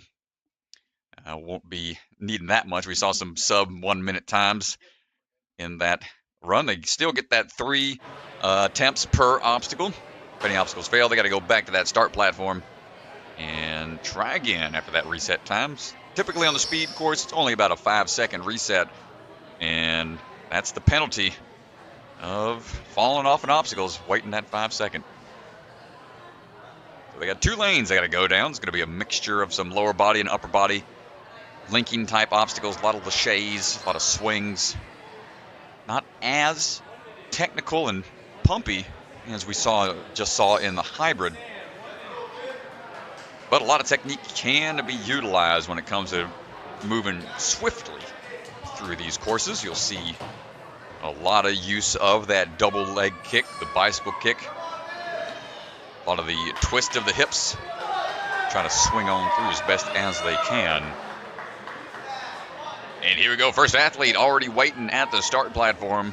It's going to be Vivian Serafini, coming out of TA Fitness Plymouth.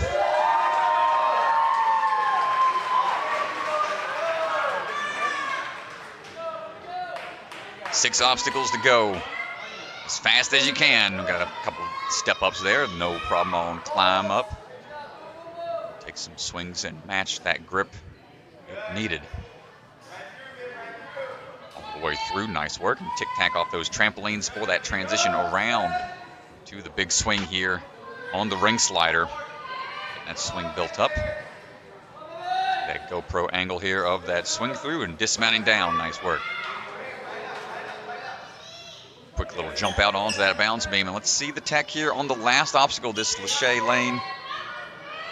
It's got some various holds and long straps on these trapeze bars. Hold on tight. We saw a decent amount of peel outs off these last 2 holds yesterday. Holding strong. And for that last landing, and coming in hot, there it is, full clear. 50 seconds flat for Vivian Serafini.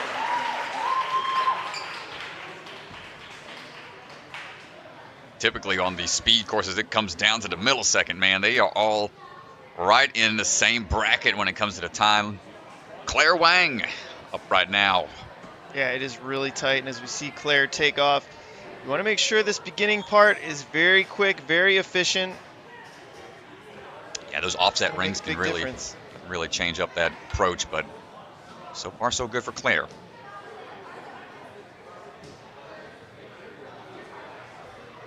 Nice catch. See that scoop tech being utilized with the feet.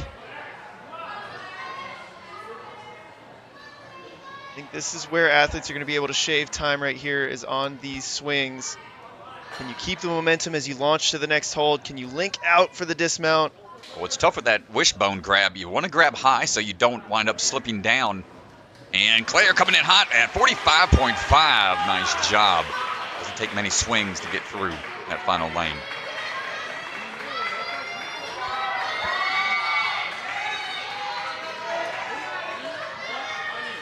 Millie Eaves begins her speed run right now. Jumping out, and you'll see that leaderboard updated along the base of your screen as these athletes run through. Hopping down, tic-tacking across those trampolines.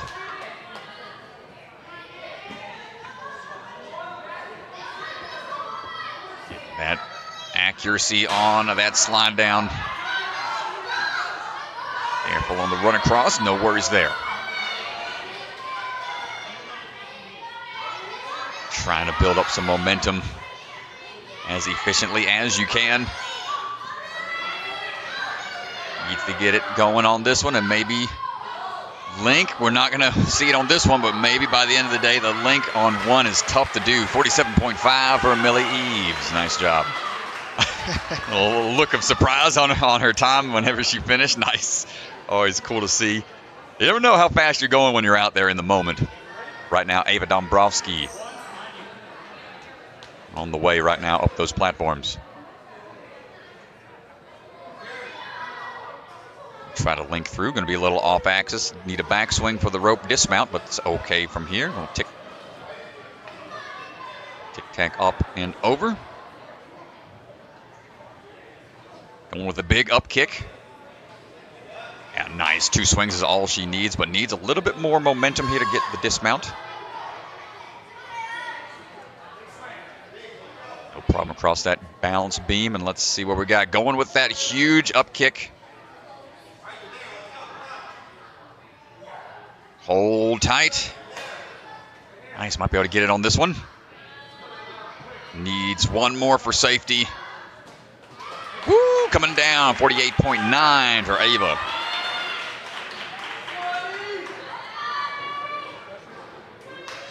Madeline Archer coming up now from Tri-County Ninja.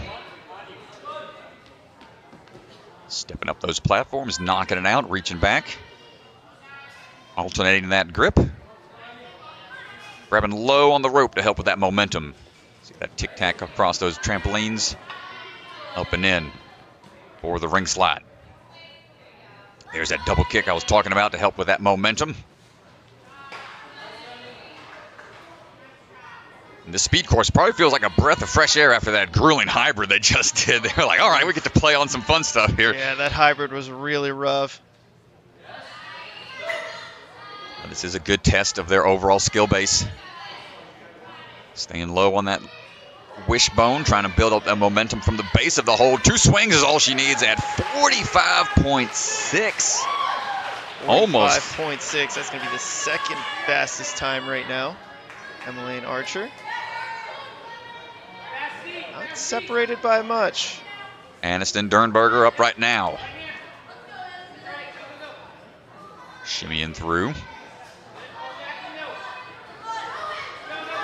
Low grab on the rope, excellent job. Quick little tic-tac across those trampolines before heading up to this ring slide.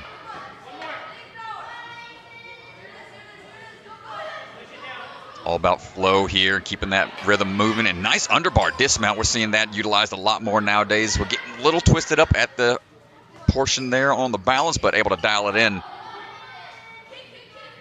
Anniston building up that swing here. Hold on tight, hold too low on the wishbone. Tough break, 5 seconds for the reset to steady the obstacles from swinging around. Unfortunate miss there, just trying to build up that swing. And if you want to transition quickly, you want to be able to get that swing going, but again, you risk coming up short on the grabs. Dismount too soon, but nice job. Anniston able to still push on through, 104.9. Yeah, that fall's a little tough. She was second place on the hybrid, so a little tough there for that speed fall there.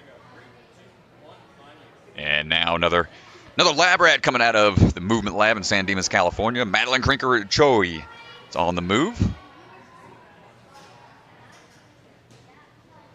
Tic-tacking across. Nice bounce. Ooh, but a little low on that angled platform. We're going to have to reset and try again. That's the risk. Taking only 1 step on those trampolines. Might not get quite the bounce you need for the distance. Up and down the ring slide we go. Yeah, it's a huge shock right there, Strat. Madeline actually won the speed yesterday. Yeah, that's tough. That's going to be tough to recover from when every second counts here on the speed. Good lache up to the wishbone. Keeping that chest vertical the whole time, helping maintain the momentum. 52.9. 52.9. It's not going to be enough to bump into the top 5 on the speed. Everett Young getting ready to run right now. Making sure those steps are going to be right where she wants them, and now swinging on through. Nice, good pulls there. Gonna Have to double step off that second trampoline just for a little more security. Good catch on the slide, drop it on down. Pretty much any dismount you can do in just one swing is what you're looking for. 27 seconds at this point. She's got to go. It's going to be tough here. This last lane takes so many swings. Catch on the first. 5 seconds. Here we go. If she can get off of this, she's looking at a first place time here. I don't know if we can get a link. We're not going to be able to get it. She's got to get out. It's going to be close. Nope, need one extra more. Backswing. Close. 49.5. Still a great run. Sub 50 time. Took a couple extra backswings there. Here comes Lorna. Lorna Pertner on the way, an Obstacle Academy athlete. Big leap out and going to take a big swing through. These straight arm swings, Gibbon swing almost on these rings. Nice comfortable hold here with those rounded ledges. Hopefully going to save some of the grip strength for later on the burnout course coming up after this. A bit of a lean out on that balance, but she's A-OK. Lorna building up that swing here. 30 seconds in. Catching, holding, building up the swing again on the wishbone. Right away, 2 swings is all she needs. Back and forth, might be able to get this right at 40 seconds. Nicely done from Lorna Pertner, 42.3. And Pip Grip was ready to go, but I think we're going to hear from Mr. Swanson out there for a quick little interview. Yeah, let's go down to the floor with Lorna. Let's come over. Interview. We can camera right here if we want to turn a little bit. But hey, amazing job. Again, an amazing performance. 42 seconds, faster than anybody else. First on the speed. How you feel about your speed run? Feel good. Last speed run was definitely not my best. I was kind of tentative, so this time I was like, I'm just gonna go all out, and it worked. Went pretty good, but so on the last obstacle, swings is being a big differentiator for people, and you took less swings than anybody. What was your plan going to the last obstacle with how big a swings those are? Well, I knew I hadn't gone particularly faster than anyone, so I thought, hey, last run I was able to do the trapeze bar quick, so do that. But be more careful on those chopstick things because I took a lot of swings there and then just kind of throwing. Well, it worked out great for you. So you've run 4 courses already this weekend. Yeah. We got 1 more course left. How are you feeling before burnout? Pretty nervous. It's a new course, so only 1 try on the obstacles. It's different, but I'm excited to try it. Well, we're excited to see you there. Good luck. We'll see you there soon. Thank you. Nice job. Nice job, Lorna.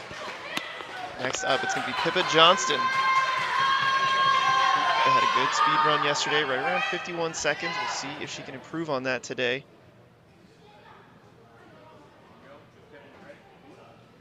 All right, Pippa, let's see what we got. Heading up those steps, no problem, into those ring swings. Big backswing here. Then go with that one-arm tech or the dismount. Up and over we go. Looking for this next ring slide coming down. Big backswing, hold on tight. Get that dismount quickly. Nice done. Ooh, a little off angle there, but moving smooth up until the point. We're going to be looking for these quick swings here. 10 seconds to try to beat that 2 time. swings. Big backswing. See if she can hit it here on the second one. No, I'm going to need a little extra. I think she just wants to get it clear. Still going to be a fast sub 50 time. 46.1. So 4th in the hybrid and 4th in the speed. Pippa Johnson finishing things out. That's going to put her in 4th place on the speed here.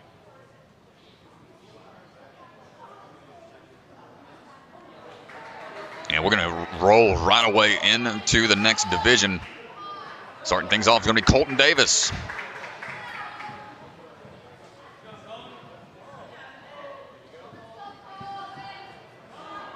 Colton rocking the Send It tank top. He's ready to send it full on here. Send it all the way. Let's go up and into this speed course. Pull back and try to find that dismount. It's all about that accuracy, knowing exactly how to land and move immediately into the next obstacle with no hesitation. Figuring out how to do that on the speed can be challenging. And there's that twist tech. Catching with the switch grip to try to get the hands in a little more advantageous position. Double kick. I thought maybe he could have went there. Oh, yeah, we're thinking about it. Diving 42.9. Colton Davis.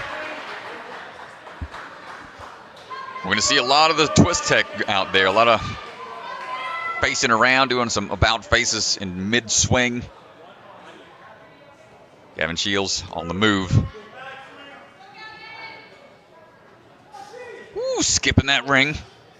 Nicely done. Use what you need. You don't have to touch everything out there. Going up now onto overhead hold. Up and in, dropping down. Nice job. Big leap out for that balance beam. Hold on tight.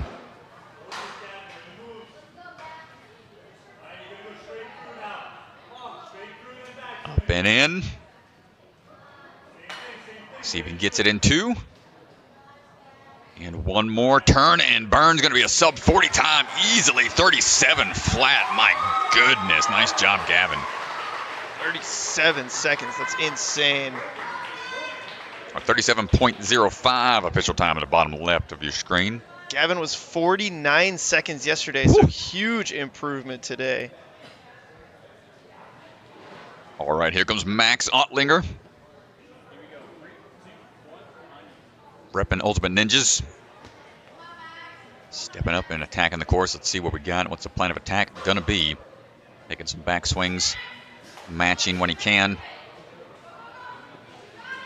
Stepping down, cruising through.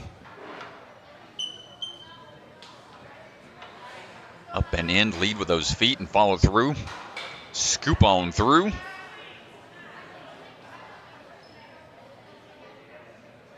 Turn and burn. We saw only I only saw one athlete yesterday that really tried to link this last move.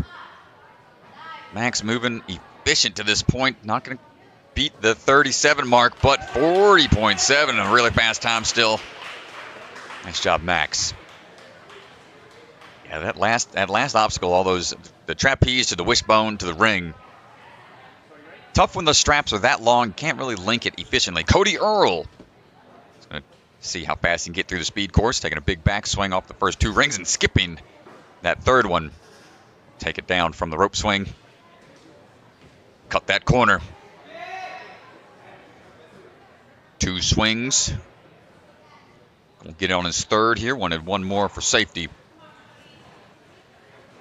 The athletes know even the slightest slip up is going to hurt their overall time here, so they want to be accurate. Yeah, I mean, the difference in these times is going to be razor thin. Catching, holding, looking at that next ring. Going to go for a link here, I think. Nope, not quite, man. Had a position for it. Yeah, everybody is just they're all anticipating somebody to link this last move. All right, Grayson Ruckus. About to cause a ruckus out there. Let's see what you got on the speed round.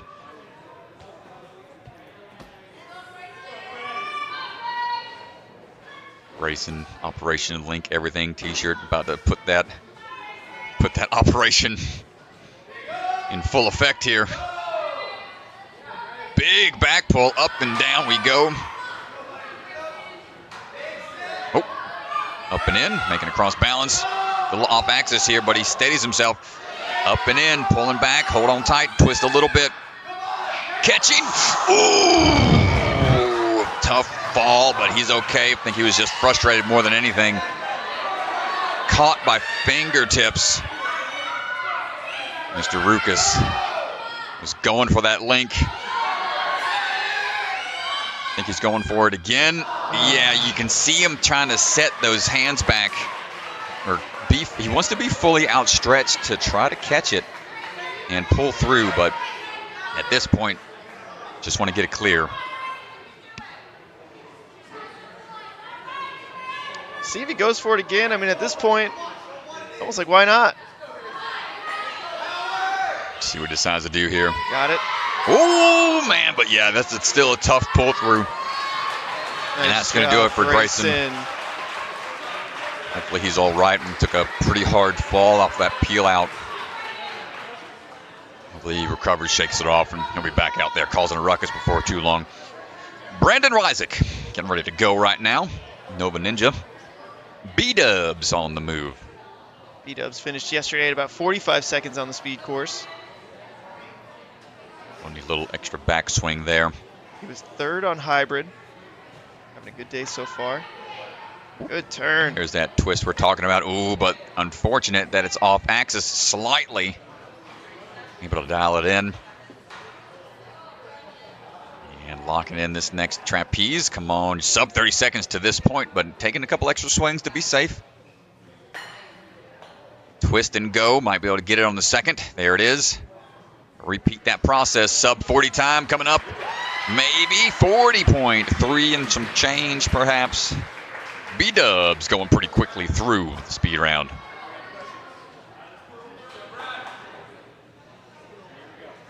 All right, Bradford Mello on the move. And one-handed transition down to that rope. Cut those corners when he can. Talking to him a little bit about that elbow taping during the break and said he might have just banged it in the warm-up area at some point yesterday. But feeling okay still. Up and in. Bradford finished second on the hybrid, so a good speed run here. He We'll is go a long way on the day. Yeah, insane pace here. Going to take that one extra swing, and that's it. Nice job, Bradford. Nothing mellow about that run. 34.7. He flew through it. I was going to put him in first right now on the speed.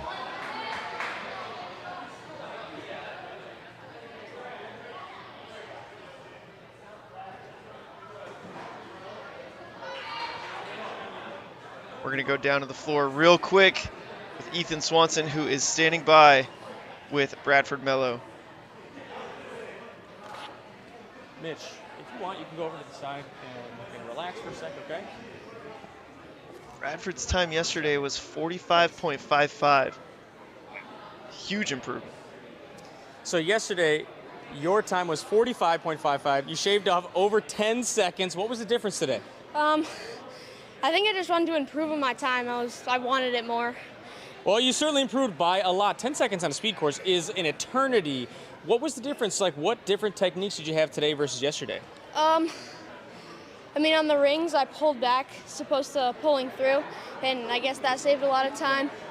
And on, I don't know what it's called, the slider, I guess, I kind of just went for it. That's yeah, worked out really good. You have the fastest time right now in the speed. I know there's a couple runners left, but with that, combined with your hybrid run, you're sitting in a great spot for the burnout. How do you feel about burnout courses? I love burnout courses. Awesome. We're excited to see you on the burnout very soon. Good luck. Thanks. Nice job, Bradford.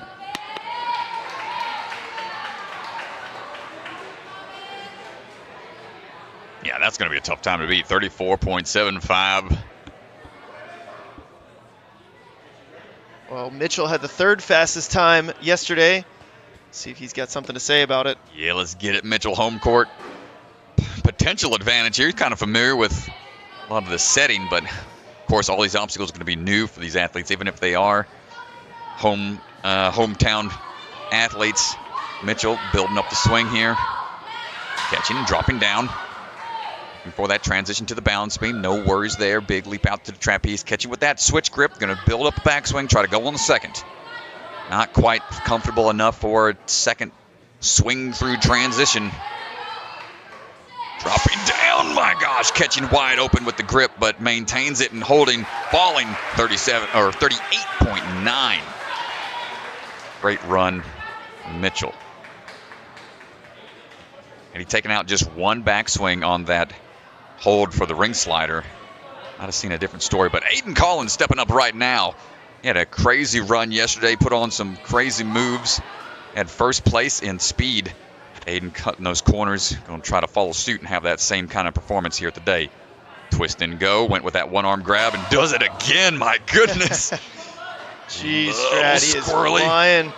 Yeah, 20 seconds at this point. He does a lot of big twists. Watch the tech here, changing it up. My gosh, could have probably linked that one. Let's see if he gets it. Stays low and links the dismount. Unbelievable, Strat. 29.8. Golly, dude. 29.8. Sub 30-second time. Unreal. What a clutch run, dude. I knew he was going to be throwing in big out there. Good grief, Aiden. And it's great to see he maintained that composure. You know, we saw him step off the hybrid earlier, but man, what a return to run. Keeping speed. Oh, man. Let's go down to the floor with Ethan Swanson, who's standing by. Right here next to me. We got a camera over here. Aiden, unbelievable run, under 30 seconds, 29.8 seconds. Talk to us about your strategy on the course. Basically, I just went at my normal pace and hoped for the best. That's your normal pace? I wonder what it looks like when you actually try to go fast then. That's unbelievable. So, I mean, that's a first place right now in the speed. I know Brandon still has to run, and leading us into the burnout course is last. How you feeling for burnout? I practice outer loop at my home gym like every day, so I'm pretty confident going into the upper body course. That is super exciting. Also, I believe you're the only athlete so far that's able to link the dismount on the speed. Were you thinking about that the whole time? To be honest, I wasn't expecting that, but then I just realized if I swing and get my motion right, that I'd be able to link it. Well, it worked out amazing. That was a super impressive run. Congrats. Thank you. Nice job, man. Well, that's a huge run from Aiden. Congratulations to him, especially after the hybrid. Taking a hard hit to the head yesterday and kind of bowed out today because he was just a little nervous about it, and then to come back and hit the speed with so much confidence. Got that Gumby tech, man. He was all over the place with the swings, but he's got control over it. Great stuff. Really great stuff. But up next, it's going to be Brandon Avila. Currently sitting in first place after the hybrid. Take that one hand after the other on those alternating rings. Going to tic-tac across those trampolines. Make sure he's good to go on all those hand placements. Big back pull here.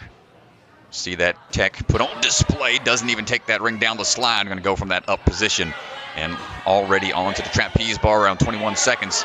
We'll see if anything get linked here. This is the crux of this course. Aiden kept it low. Let's see. Not quite going to get there.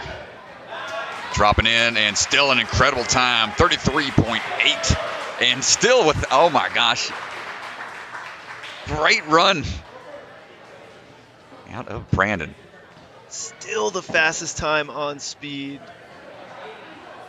Nope, Aiden was faster. Aiden had 29. We're going to go back and take a look at our scoring system. We'll make sure that is updated. But yeah, that was great stuff out of the speed round from both categories out there. Awesome stuff, y'all. We'll have that scoring system updated in a second. Now, course has to be adjusted for the burnout. This is where everything shakes out at the end of the day. Every round really matters, but the burnout, man, this is one fall and done. We'll talk about those rules in a bit right before we get started as the Obstacle Academy crew leaps into action. Keep things moving. We still got one more age group to go after this in the afternoon. So let's take a look at the overall results right now, starting on the women's side. Lorna, Claire, and Pippa are your top three right now, and they have one more course to go.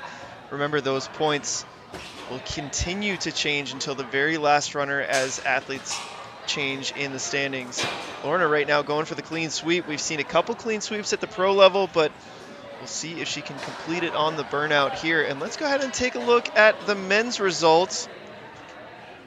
Brandon Avila right now sitting first in the hybrid, second on speed. Bradford and Gavin rounding out the top three.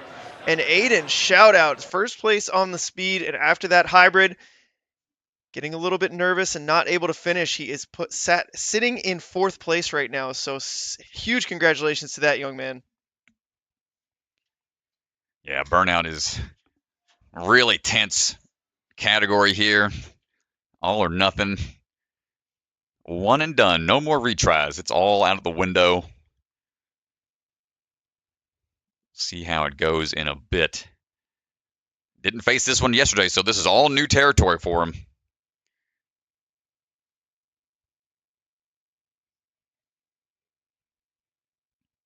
Your typical NSCs, you'll have an open round where it's just a version of the hybrid. Then the next 3 rounds will be those courses they got to run through on a usual weekend in our qualifying events. But here, the Youth Championship, they ran those 2 in the semifinals. And now they're facing the burnout for the first time.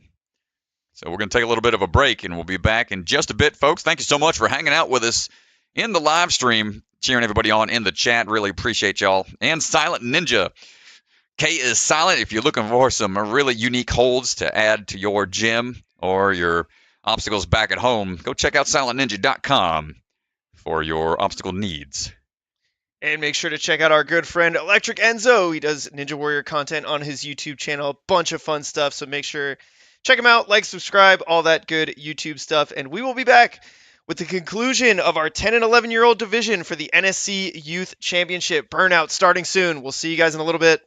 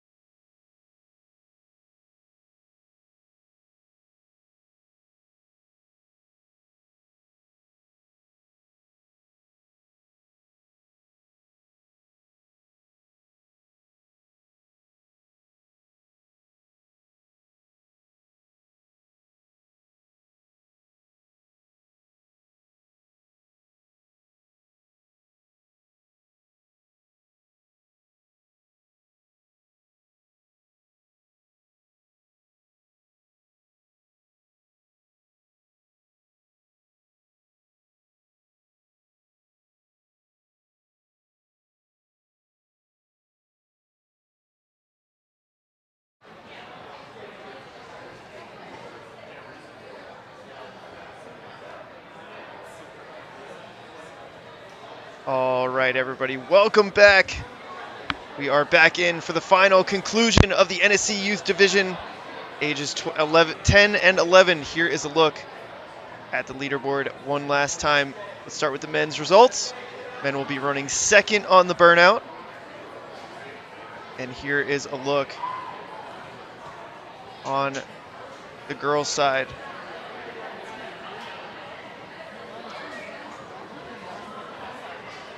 So burnout's going to be a lot of fun.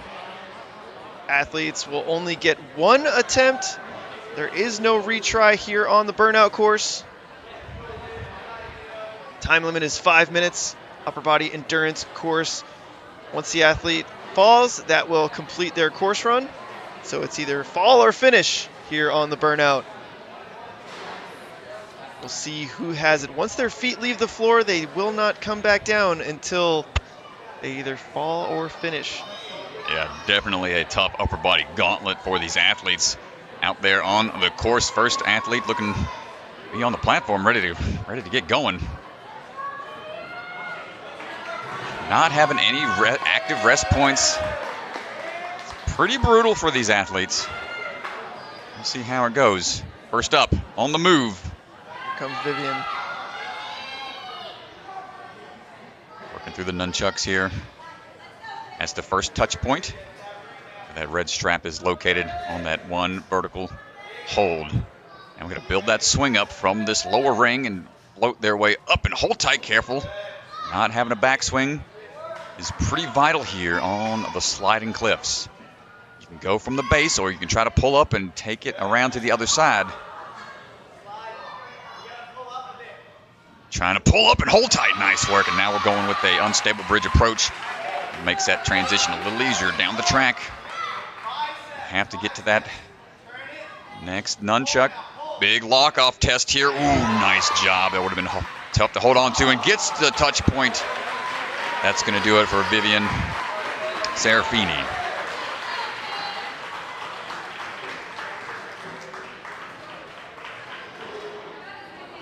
These burnout courses are known for their extreme challenge. Just really testing these athletes' grip strength. 5 minutes is there so they can try to have active rest somewhere, hanging out on the rings or something that feels comfortable, but not much out there to really feel like a full rest. Claire Wang on the move right now. Moving quickly through.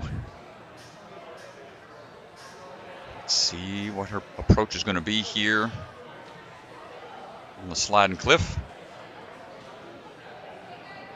Try to pull into it, perhaps. We're going to test that lock-off strength. Here we go. Sliding down the track is going to have to flip it over. Flip that grip. Be ready for the drop. Nice job. A one-arm lock-off for a split second. Looks like she's building up some momentum. Touch point and dropping it down. Tough move. This is a long course, man. 12 obstacles here. It's asking these athletes, a lot of these athletes. Let's see how much further the next few can go. I think we're hunting our next athlete, Millie Eaves.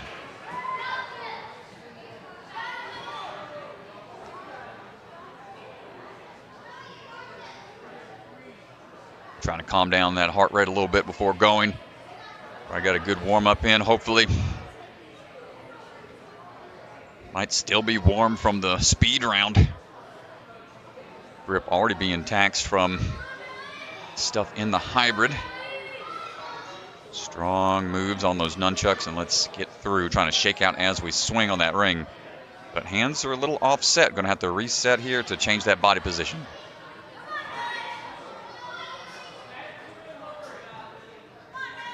And a big swing. Hold on tight. Good work. Here we go. Turning around for the big pull. Nicely done. Yeah, that reach is tough for some of these younger athletes. That wingspan makes it a little more challenging. Going with that little scoop slide. I need to repeat that process with a lock off and the drop down. Pinky peeling off just a bit. Hold on. she's able to hold it there. I'm gonna watch that hardware. I don't know about that. That's a little high on the chain.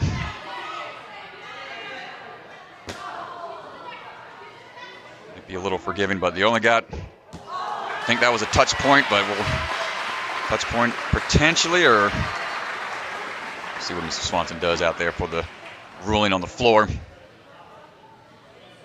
When I say hardware, I mean the spoke, metal spoke that's poking out of the obstacle that's utilized to hang it. It's usually a tough point of contention for a lot of upper body gauntlet type obstacles because you're so focused on just trying to move forward. It's one of those things where if it's there, you just want to grab it instantly, almost instinctually. You want to grab it whatever you can hang on to when you feel like you're peeling.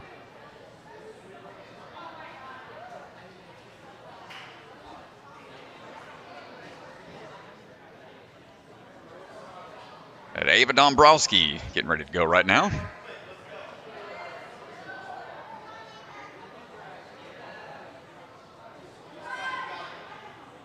Pulling through, finding that rhythm.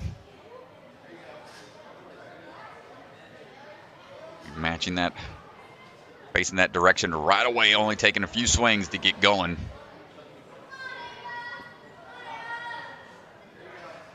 All right, going to save some strength there and some time without having to go for that big pull. But might not feel too comfortable. It is a harder move going from this way. You're really going to burn those biceps as you're trying to work your way through. Don't quite have enough pull power to get the friction out of the way, but Ava fighting through this slide. Gonna have to do a little 180 turn. Gets it all the way to the end. Nice job. So she can get to this cannonball. Nicely done, Ava. Here we go, threading the spoke there and then shaking out as we go. Nice work. That's going to be a touch point now on to the overhead handles. Careful here. Got other bars on both sides. She's going to shake out here. Yeah, those handles probably the most comfortable thing to hold on to here compared to the cannonballs and nunchucks. Get that full overhand grip. At this point, you got to make sure you've got the swing tech to transition through and just can't do it off of that one. And you can see just a little frustrated with that, and it's going to do it for Ava's run.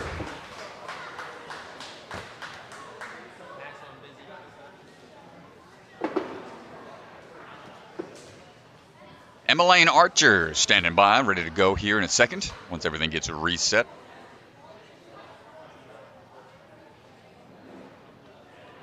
Those overhead briefcase type handles. Furthest we've seen thus far. Madeline, Tri-County Ninja, working through those first couple of nunchucks. Get onto this sliding cliffhanger. See if we see a different approach here. See if she goes for that big pull. She's going to go for the slide here. She's got the good tech for it. As long as you can go about it without burning out here on the burnout. I mean, that's part of the process. I think the other move where you pull up is going to be a little easier, but then you do have to take the 2 drops, which is tough. Nice work getting through the slider and going one hand on those cannonballs. Pretty confident with the grip. Yeah, looks pretty relaxed here. Yeah, anytime you see an athlete just kind of drop that backhand transition through, shows that they're pretty confident with that one-handed hang time. Madeline was 3rd on speed, 7th on hybrid. Careful, might need to, okay. Trying to shake out as we go. She is absolutely crushing this right now. She has to get this handle into these rings, and the amount of swing it takes, oh, it's tough. Got to be accurate. Might need a little bit of a lock-off power to put that ring in, that next hold into place. Stay relaxed. Yeah, that one's tough, man. Tough break. Furthest so far, Madeline Archer.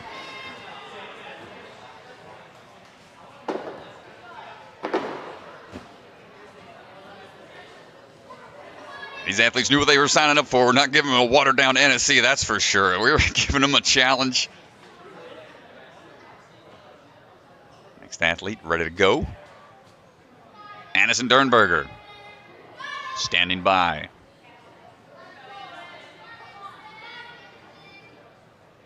Anniston on the move, going through those nunchucks.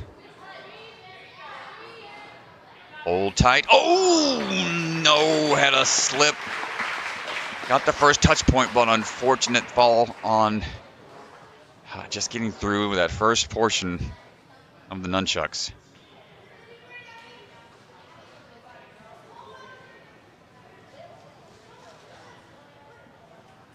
You know, believe it or not, this is harder than an actual like stage 3 on American Ninja Warrior, because there we got platforms. At least you get those 30-second rest breaks. Here, it's just you're up there until you're not. Yeah, it's tough, man. One and done.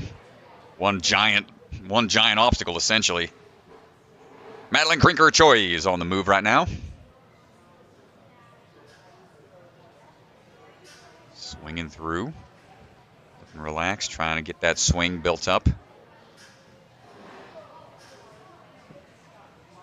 What we saw on the hybrid, taxing your grip, your speed and efficiency on the speed round.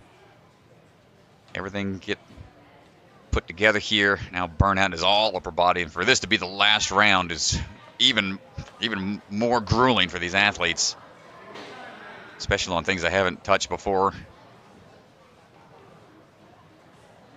But no slowing down for Madeline.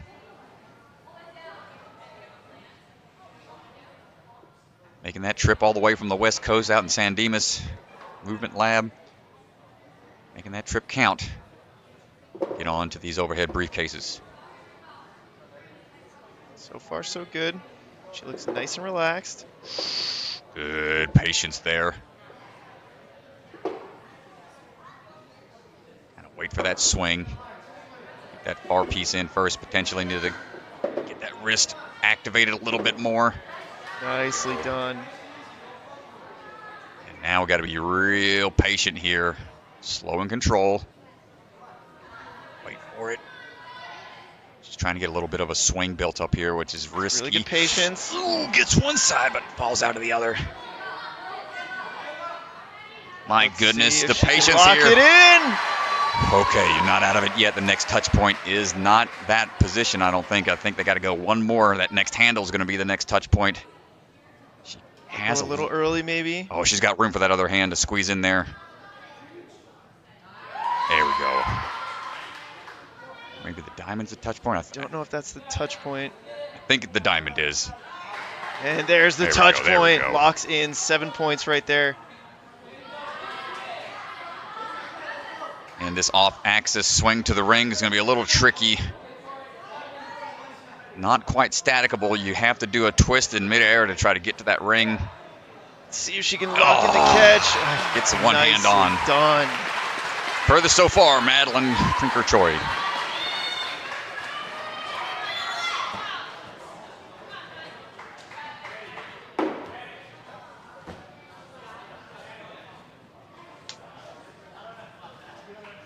Well, let's go down to the floor with Ethan Swanson, who is going to pull Madeline aside.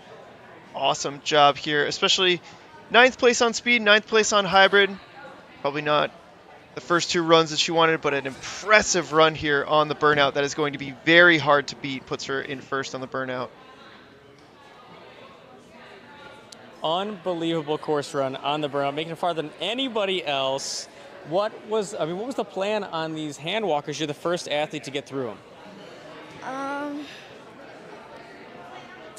Like, what was the technique I did? Yep.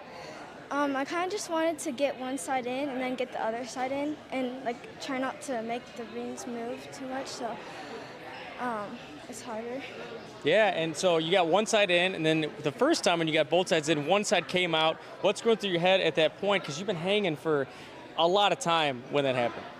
I was like, oh no, am I gonna get this? Like, because like one side was barely in, so I had to like push it back in. And like at my house, I have this like super pumpy garage course that's kind of like this, so I'm kind of used to it by now. Well, no wonder why you did so good on the burnout. Congrats. It put you in first place on the burnout. Thank you. Nice job.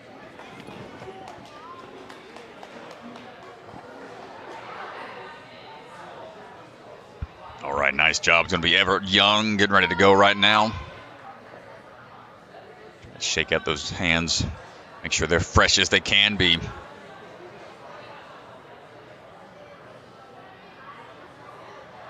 Here we go.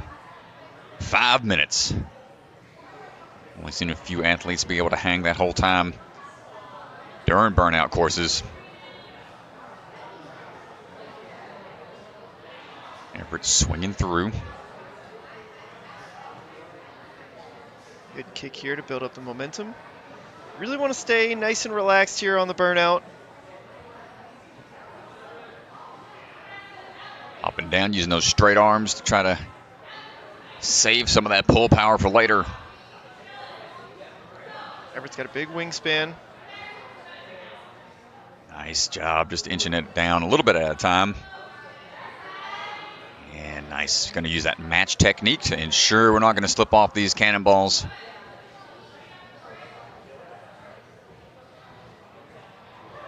Up and into the handles. Chalk point here if they need it.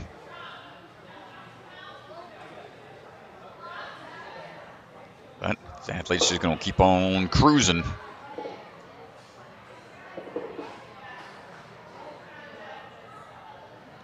Locking that one in. Trying to use as little swing as possible here. Staying really relaxed. Ooh, backswing. Careful on that one side. That ledge looks. There we go. Lock it in. You don't want to have a little bit of that board hanging off that peg. Now the challenging part here is going to be getting it into that ring and try to hook it in one attempt, and that's not going to get it. Tough break for Everett, but still about halfway through the course. It's a really good burnout run. Third place on the burnout right now. Now we move over to Lorna, who's sitting in third place right now without any points. I mean, as soon as she starts, she'll get a point and she'll bump into second place. Yeah, she's looking for that clean sweep. We don't see too many of those that get first place in all three divisions, all three categories. We'll see what we have here. Well, Lorna Pertner, Obstacle Academy athlete, having strong runs all day long.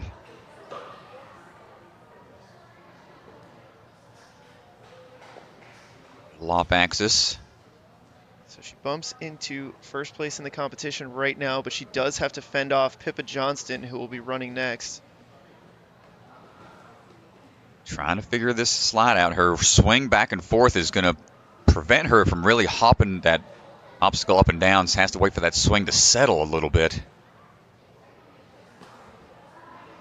And you're right, Ganji, the straight up and down vertical slide is a little bit more taxing if you can't get the upward momentum. Oh, you see a little shake of the head there. And oh no, unfortunate fall. Lorna. Do it.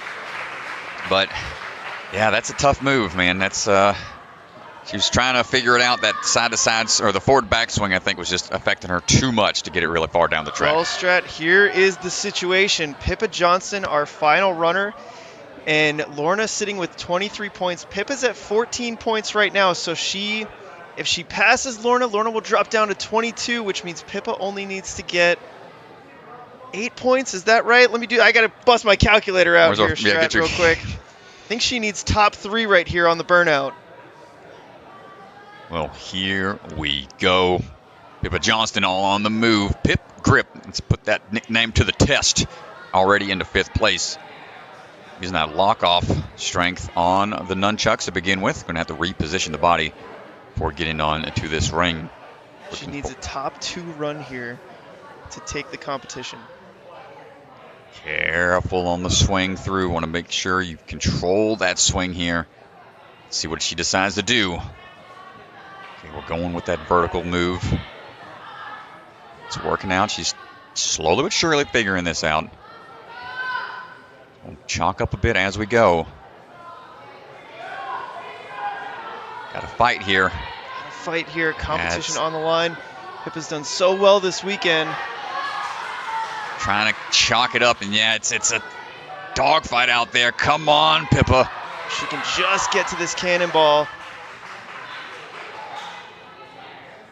Building up the swing. Gets the touch point, but that's going to do it for her run on the burnout.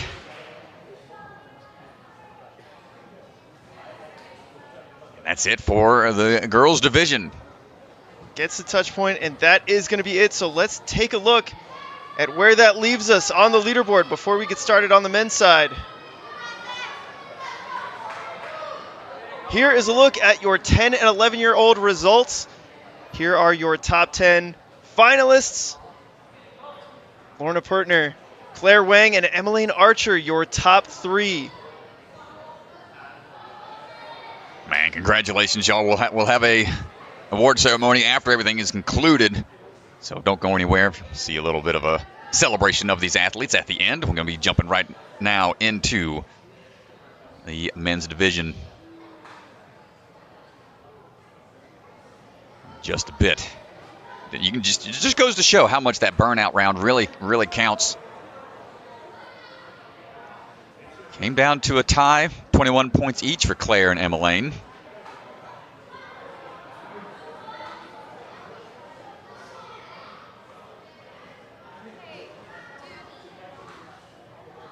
Oh, action on the course. We're moving. Colton already on the move.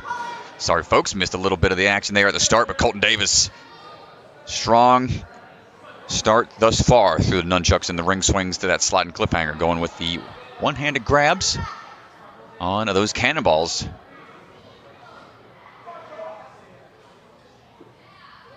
Colton now on to the handles. Careful here. Really got to utilize, strengthen those wrists. Colton getting swung around a little bit. Got to control that momentum here. Really fighting for it, not quite going to get there. Oof, might have dropped the handle on his knee on the way down a little bit. Hopefully he's okay. That's going to do it for Colton.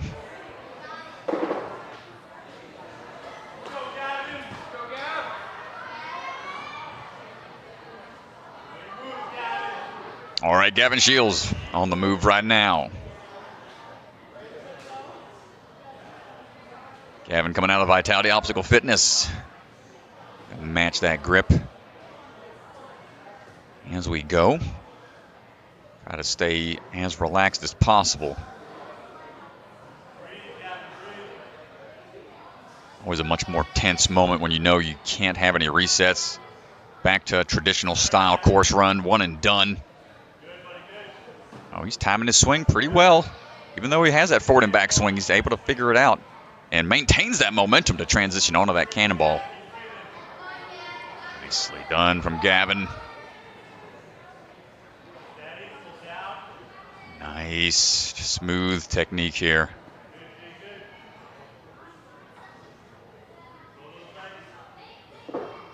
Just a slight alteration on the old ring toss. If you've ever seen one of the earlier obstacles from Ninja Warrior, typically you take a set of rings and go down a set of pegs.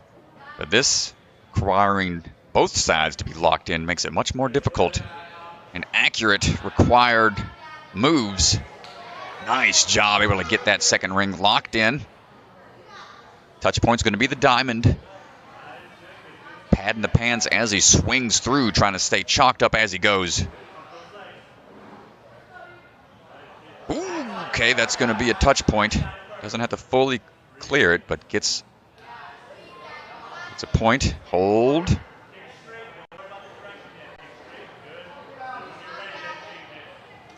Big grab and peeling down. Pit pillow to the rescue. Strong run from Gavin, getting 7 out of the 12. But cutting that corner. Still a tough move for these athletes this late in the game. Max Ottlinger stepping up to the platform now.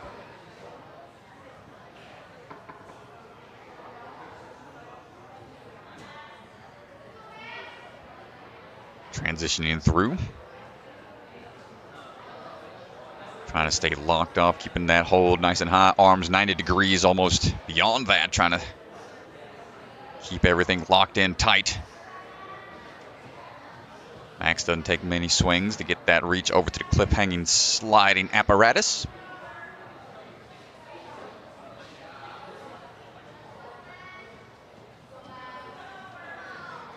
Taking it down the track.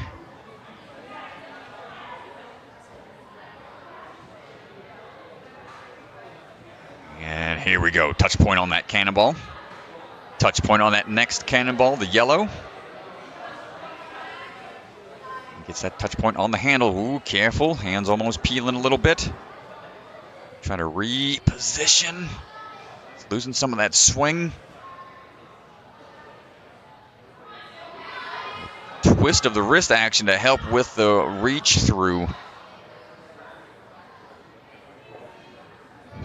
Man, yeah, he's having to do a lot of repositioning of the hands to change that grip around to swing the right way, and just couldn't quite get it going the way he wanted to.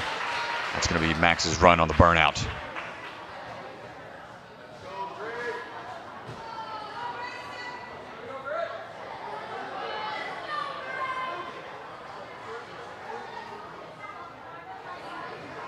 Up now is going to be Cody Earl.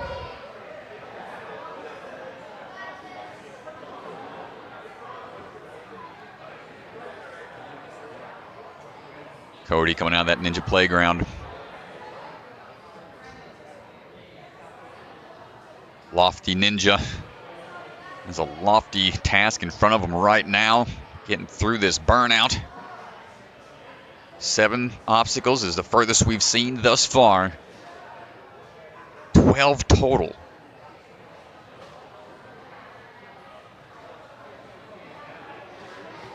Shimmying down the track here.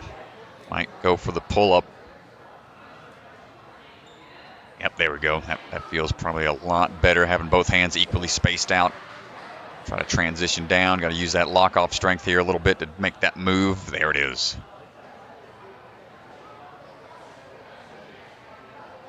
Getting these touch points. Goes from the blue cannonballs to the yellow.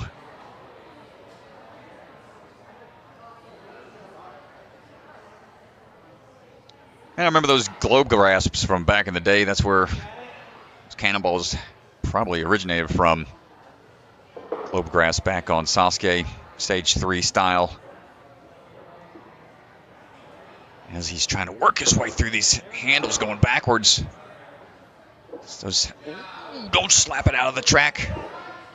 Good save, Cody. Okay, gonna kind of bump it in.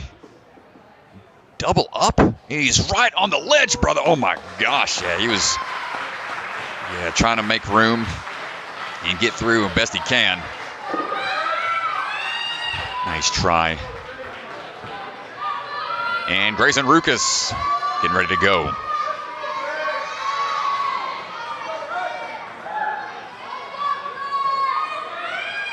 Here we go, Grayson. Had a couple rough peel outs on the speed round.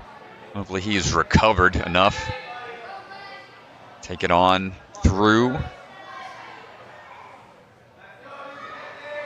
Up and into the ring swing for the clip hanger. Hold on tight. Let's see which route he decides to take. Is it going to be the overhead? Nope, going to stay on that clip hanger swing. Sliding down the track. Looking for these cannonballs. If that touch point locks it in. Remember my very first set of cannonballs like these I made with some baseballs and drilled a bolt hole through it. Managed to make my own back in the day. They survive?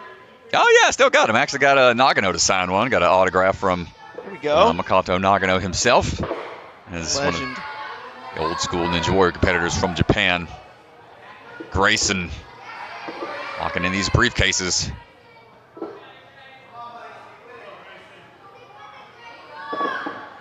Ooh, hold on tight. Now he just needs to get a little forward swing. Get that wrist engaged. There it is. Now that side swing here is going to grab that farthest ring first and then take that next one on the backswing. Nice job. Here comes the deep. Oh, the deep hurt on this course. It's going to start burning these wrists and forearms. Nobody's made this transition yet. Oh my gosh, and tumbles off to the side. That's going to do it for Grayson. Had one hand in there, but not able to make the full clear. Very close right there, Strat. It's a tough move, man. You're not holding back on any of these, on any of these moves. And B-Dubs ready to take on the burnout course. Brennan Wysick on the move right now.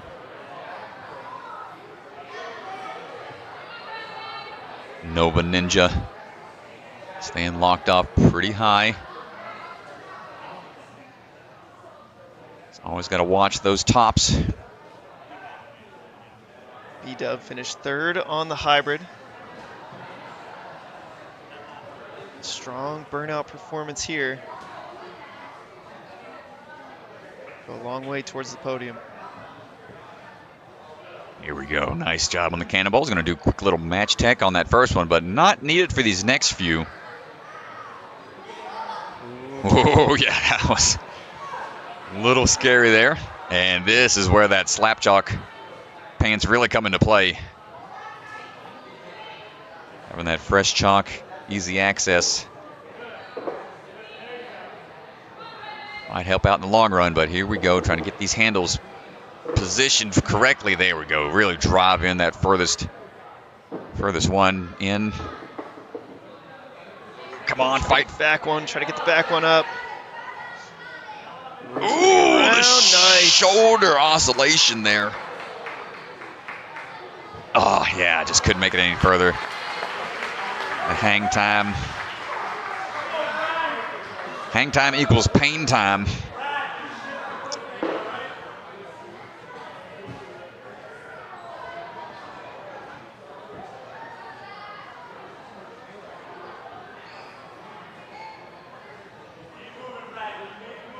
Yeah, not big, not a lot of big swinging, like low percentage clear obstacles, like special delivery windows or high risk, crazy transitions like we saw in the dropping nunchuck from the hybrid. This is all about how much grip strength you have on these long, grueling obstacles.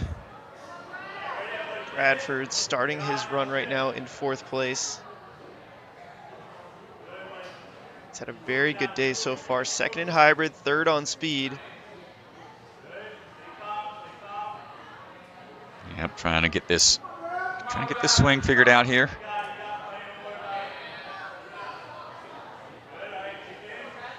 Mr. Mello, another athlete out of the Vitality Obstacle Fitness. Swinging through these cannonballs now, looking for that first handle.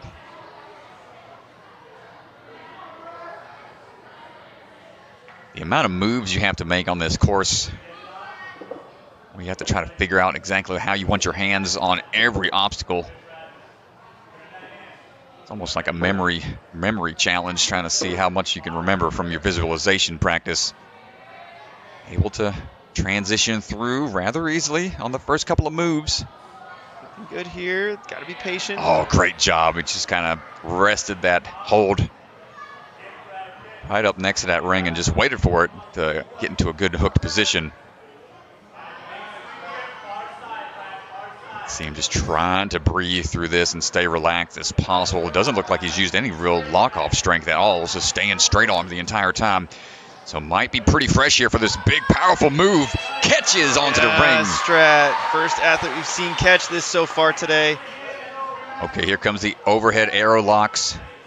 They have to twist and go. And that is unfortunate.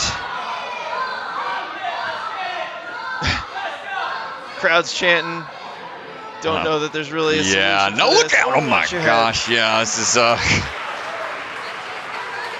almost turned into a Breath of the Wild random arrow attack. Yeah, tough fall there. losing a piece of that obstacle. But the furthest so far on the burnout. Brad, join me? And we're going to go down to the floor and talk to Brad, who's standing by with Ethan Swanson. Brad, nice run. You're the first athlete to catch that yellow ring. How are your forearms feeling right now? Horrible. They feel horrible? Yeah. I'm a little disappointed that I dropped the bolt arrow thing, but Yeah, I mean, a tough break there, but you're the first athlete to try that obstacle to even get there. You got to be feeling pretty good. You had a great run in the speed, great run in the hybrid, and also seems like a great run on the burnout. We'll have to see how the rest of it plays out, but how do you feel about your day so far today? I'm proud of myself. Usually I don't do this well, so. Well, you did amazing today. We'll have to see where that puts you at the end of the day, but congrats so far, man. Okay, thank you. Nice job. Yourself. Nice job, Yeah, Bradford. He said man. he usually doesn't do that well, but man, he is absolutely crushing it here today. So definitely keep your head up. Sitting in first place right now, 26 points. Yeah, second, third, and second. Really strong performance from that young man. 3 runners to go. Mitchell Fry, Aiden Collins, and Brandon Avila. Yeah, the rest of these athletes know what they have to beat now. So is it going to be a race to a certain point, or are they going to try to get through as much as they can instead? That speed might come into play. Nice tech here going with that turnaround. Mitchell, away athlete, trying to slide it down the track. A little hung up about 2/3 of the way through, but makes it through that last little bit.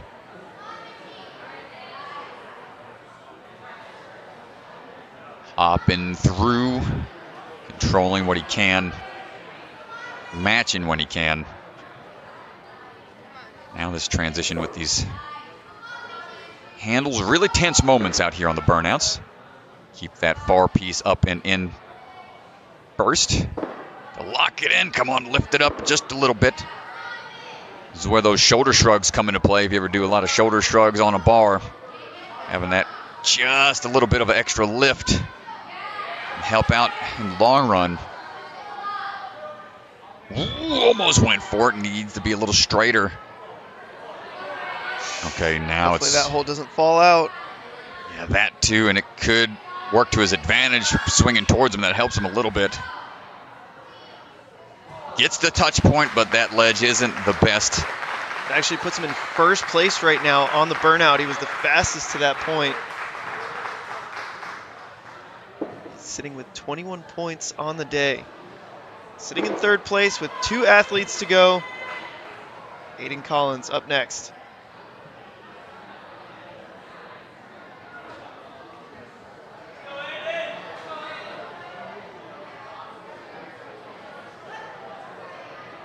Aiden Collins standing by.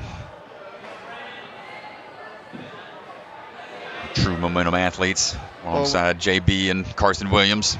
When we talked to him earlier in his interview, he did say he was looking forward to this burnout course. He enjoys doing burnout loops at his home gym. Getting a little hung up here on the start. Might need to go for that up move, and now he's going to go backwards.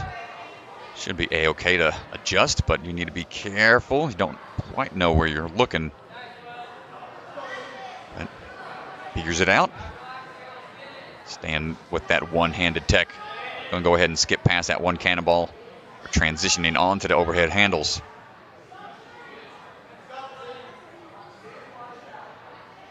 Got to stay relaxed here and really engage that wrist twist to help get those handles in place. No. Okay, my goodness, Aiden. Save. Keep it cruising. I'll try to go with a underhanded placement. Excellent work. And then replace his hand. Nice job. We've seen people kind of struggle with the hand placement. Oh, second ring getting hung up a little bit, but nice work transitioning. Double leg tech kick. Staying relaxed out there. Mr. Collins going for the far side of the diamond touch point, and that bumps him into third for the burnout, getting that touch point, but he's going to have to steady himself.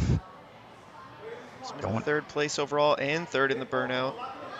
Waiting for that diamond to calm down a little bit. Let's see if he decides to go for the far side again. He does. Himself into second place.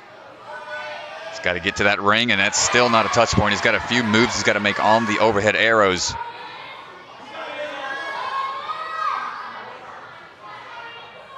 This is kind of like the old circuit board from back in the day. More accuracy required here with these handles. Get this touch point here. If he just touches the arrow on the board, that's a halfway mark, and that puts him into first, but he's not done. If he can, he has to secure the arrow into the last slot to clear the overhead arrow hang. Come on, brother. Stick with it. You're almost done. So he's got it locked in, but he's got to touch this next one, which he does. And if you can't see where they're at, but the yellow sided portions of these blocks have clip hangers inside all the way up. You can't see exactly where they're at. Some are higher, some are lower. They are an inch and a half, and he is just using every last little bit of grip in. Oh my gosh, we might see it clear here, dude. Here, Strat, so far. We might see it clear. Come on, Aiden. No. Hold it. No! My goodness gracious. He almost got a full clear. What a run from Aiden Collins. Unbelievable, Strat. Look as he comes into the last box. You know what? Tries to reach up, but he just doesn't get high enough. Well, you can see he had a great plan of attack. Just kept his hands facing the way he wanted to go. Didn't waste time by trying to twist around and make it more awkward than it already is. Let's go down to Ethan Swanson, who's standing by with Aiden Collins. That was unbelievable. You were so close to a clear. I don't know, could you hear the entire crowd going nuts as you're getting close? To be honest, I worked hard and I did my best, and I got a little slip up, but it's no big deal, and I worked my hardest, and I'm happy with my run. You should be very happy with that. Getting that close to a burnout clear is something even the pros don't do very often. The burnout courses at NSC are extremely difficult. How do you think this burnout course was? This burnout course, to be honest, I expected it to be a lot easier, but it was actually a lot harder than I thought. And I just burned out on the last, and it's okay. Were there any specific spots that ended up way harder than you expected? Definitely those cliffhangers. Yes, definitely the cliffhangers. Man, that was unbelievable. You had an amazing speed run. Your burnout run put you first place on the burnout so far. We have one runner left. Congratulations this weekend. You've been killing it. Thank you very much. This has been really fun. Awesome. Glad to hear it. Nice job, Aiden Collins. Sitting in second place right now, and he could bump. Well, it's going to depend on how Brandon does, but he might stay in that second position. Don't think Aiden Collins can bump up to first, but it'll depend on how Brandon does, whether or not he stays in second or third place. But let's see how Brandon does on the burnout course. All right, here we go. Brandon Avila, the future, on the move. Some strong runs out of this young man all day long. Of course, Jody Avila, longtime Ninja Warrior competitor. Ninja just runs in the family here. Brandon sliding his way down the track. Smoothly through that sliding cliffhanger track. Opting for the top holds here. Going to match when he needs to. Bump on through. And that touch point right there is going to send Brandon Avila into first place on the competition. Nice. A lot at stake still, though. If he passes Bradford, Aiden Collins will bump up into second place. A lot on the line between second and third right now, depending on this run. Ooh, great reach out there. Man, he's being very efficient. I don't think we've seen anybody be this efficient yet on those handles. Got the touch point. Smart move.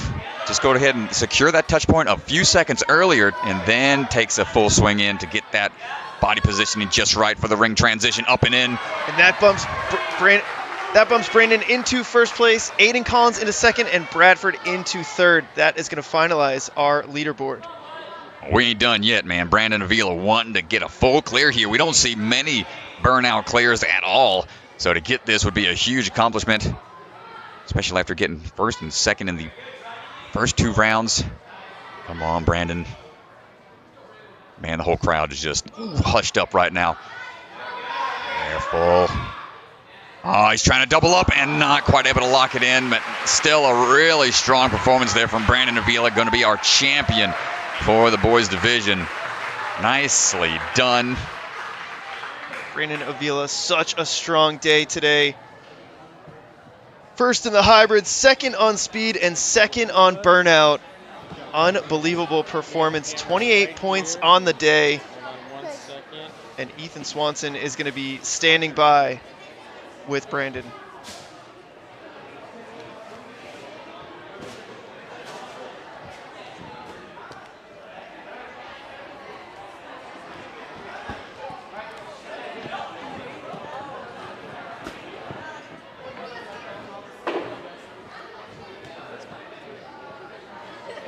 Brandon, unbelievable day today. With that run, that solidifies you in first place. Thank you. NSC Youth Championship. How do you feel? I feel great. I knew I had to get far because Aiden, he almost made it to the end, and I knew I had to rack up as many points as I could. Yeah, you got caught up a little bit on the arrow lock. Walk us through what happened on that obstacle. I felt like I wasn't being gentle enough, and I was trying to rush so I wouldn't get tired, and I just missed it. And I was just not being very precise. Yeah, I mean, a tiny mistake, but also that was the second best run on the burnout course, so unbelievable day. So how do you feel? How do your forearms feel? How's your body feel after running 5 courses this weekend? I feel really pumped right now, and I feel great about all my runs though, and I think I did well.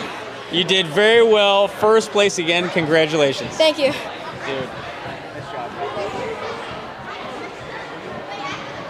So podium. So we're going to get things set up for the podiums as we go down to the floor. Where it was before. We'll get things going for the podium, get our athletes ready, get our awards out there. Custom awards designed by Paper Chop Shop. Shout out to Tim. Yeah, Tim Sigginson out there, North Carolina. The Warrior Tech family, of course. Always cool to see the unique awards that he's been coming up with using that paper cut type style awards. But awesome stuff, y'all. Great job to all the athletes out there today. And thanks to everybody in the live stream, cheering everybody on all weekend long.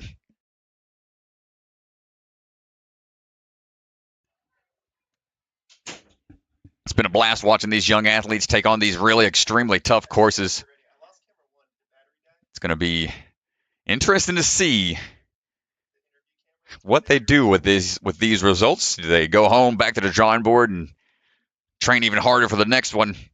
I know a lot of them are just chomping at the bit, waiting to try to get into NSC. That age, I believe 15 years old is what the age cutoff is for the one in season 3.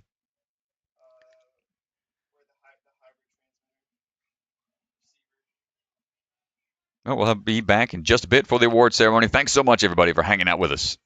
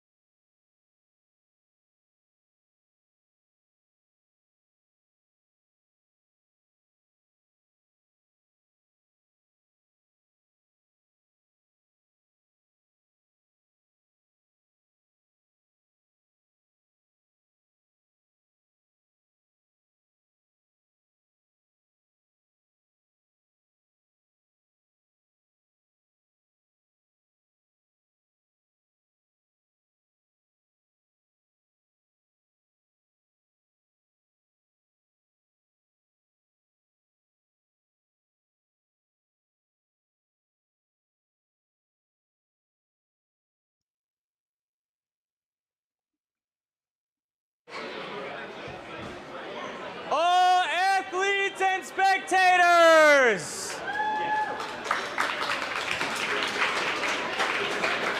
Thank you so much for everyone for coming out for the first ever NSC Youth Championship. And congratulations to all the athletes that competed. Top 10 that made it to today. You've done amazing so far. But we are going to announce our top 5 girls and top 5 boys in the 11U age groups. So, starting with our top 5 girls. In 5th place with a total 17 points, Pippa Johnson! Awesome job. You can stand right there, okay? In 4th place with 18 points, Millie Eaves! Nice job. You can stand right here. In 3rd place, there was a tie on points, so it goes to our tiebreakers. 3rd place with 21 points, Claire Wang!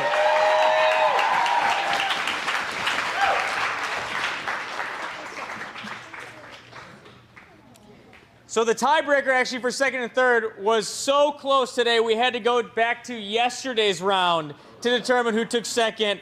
21 points, Emmeline Archer!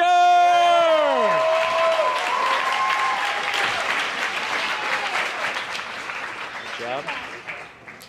And in 1st place, winning by 1 point with 22 points, Lorna Pertner!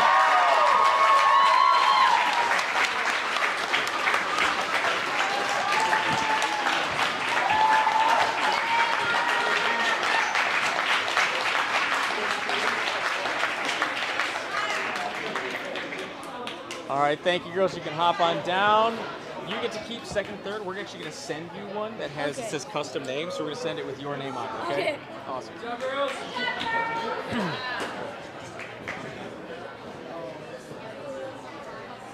And on to the boys division.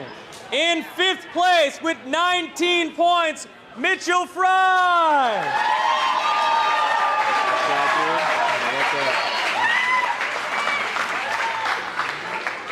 In 4th place with 21 points, Gavin Shields. Nice, dude.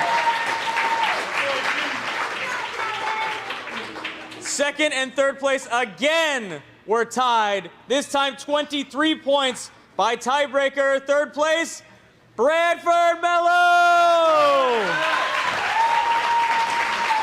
Nice job, Brad. And in 2nd place, also 23 points, the closest clear on the burnout course, close to clear, Aiden Collins! Nice job today, man. And in 1st place with 28 points, 30 points is full points, the maximum, so 28 is very close, Brandon Avila! On up.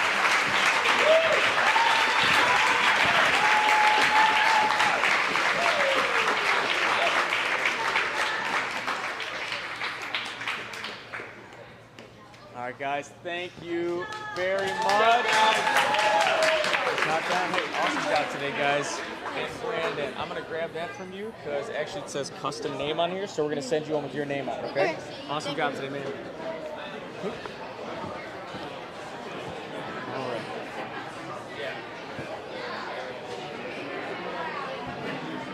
All right, everybody, that does it for our NSC Youth Championship for the 10 to 11-year-old division. We still got a lot of action this afternoon. Division. Thank you again. Yeah, we're not done yet, ladies and gentlemen. We still have that next age bracket to come up. 11U going to be wrapped up here, but the next one coming up in just a few hours. We're taking our lunch break, rest and recover a little bit. We'll be back with more, so tune in to that YouTube stream, and we'll be here ready for the action when you get back. Yeah, thanks for joining us, everybody, and thank you to our sponsors, Electric Enzo and Silent Ninja. We'll see you guys in a little bit for the 12 and 13-year-olds. I'm Ryan Stratus alongside Krista Ganji. See y'all soon. See you soon.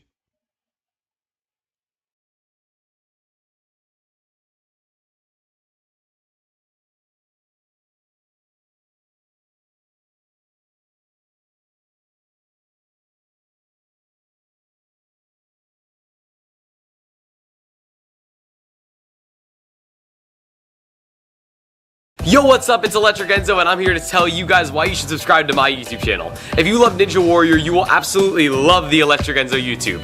I post new Ninja Warrior themed videos every week, along with a new short every single day. These videos span from Ninja Warrior game shows, to challenges with Ninja Warrior champions, to learning new skills and flips. This channel is built for the Ninja Warrior superfan of all ages, so go hit subscribe today for some electric content.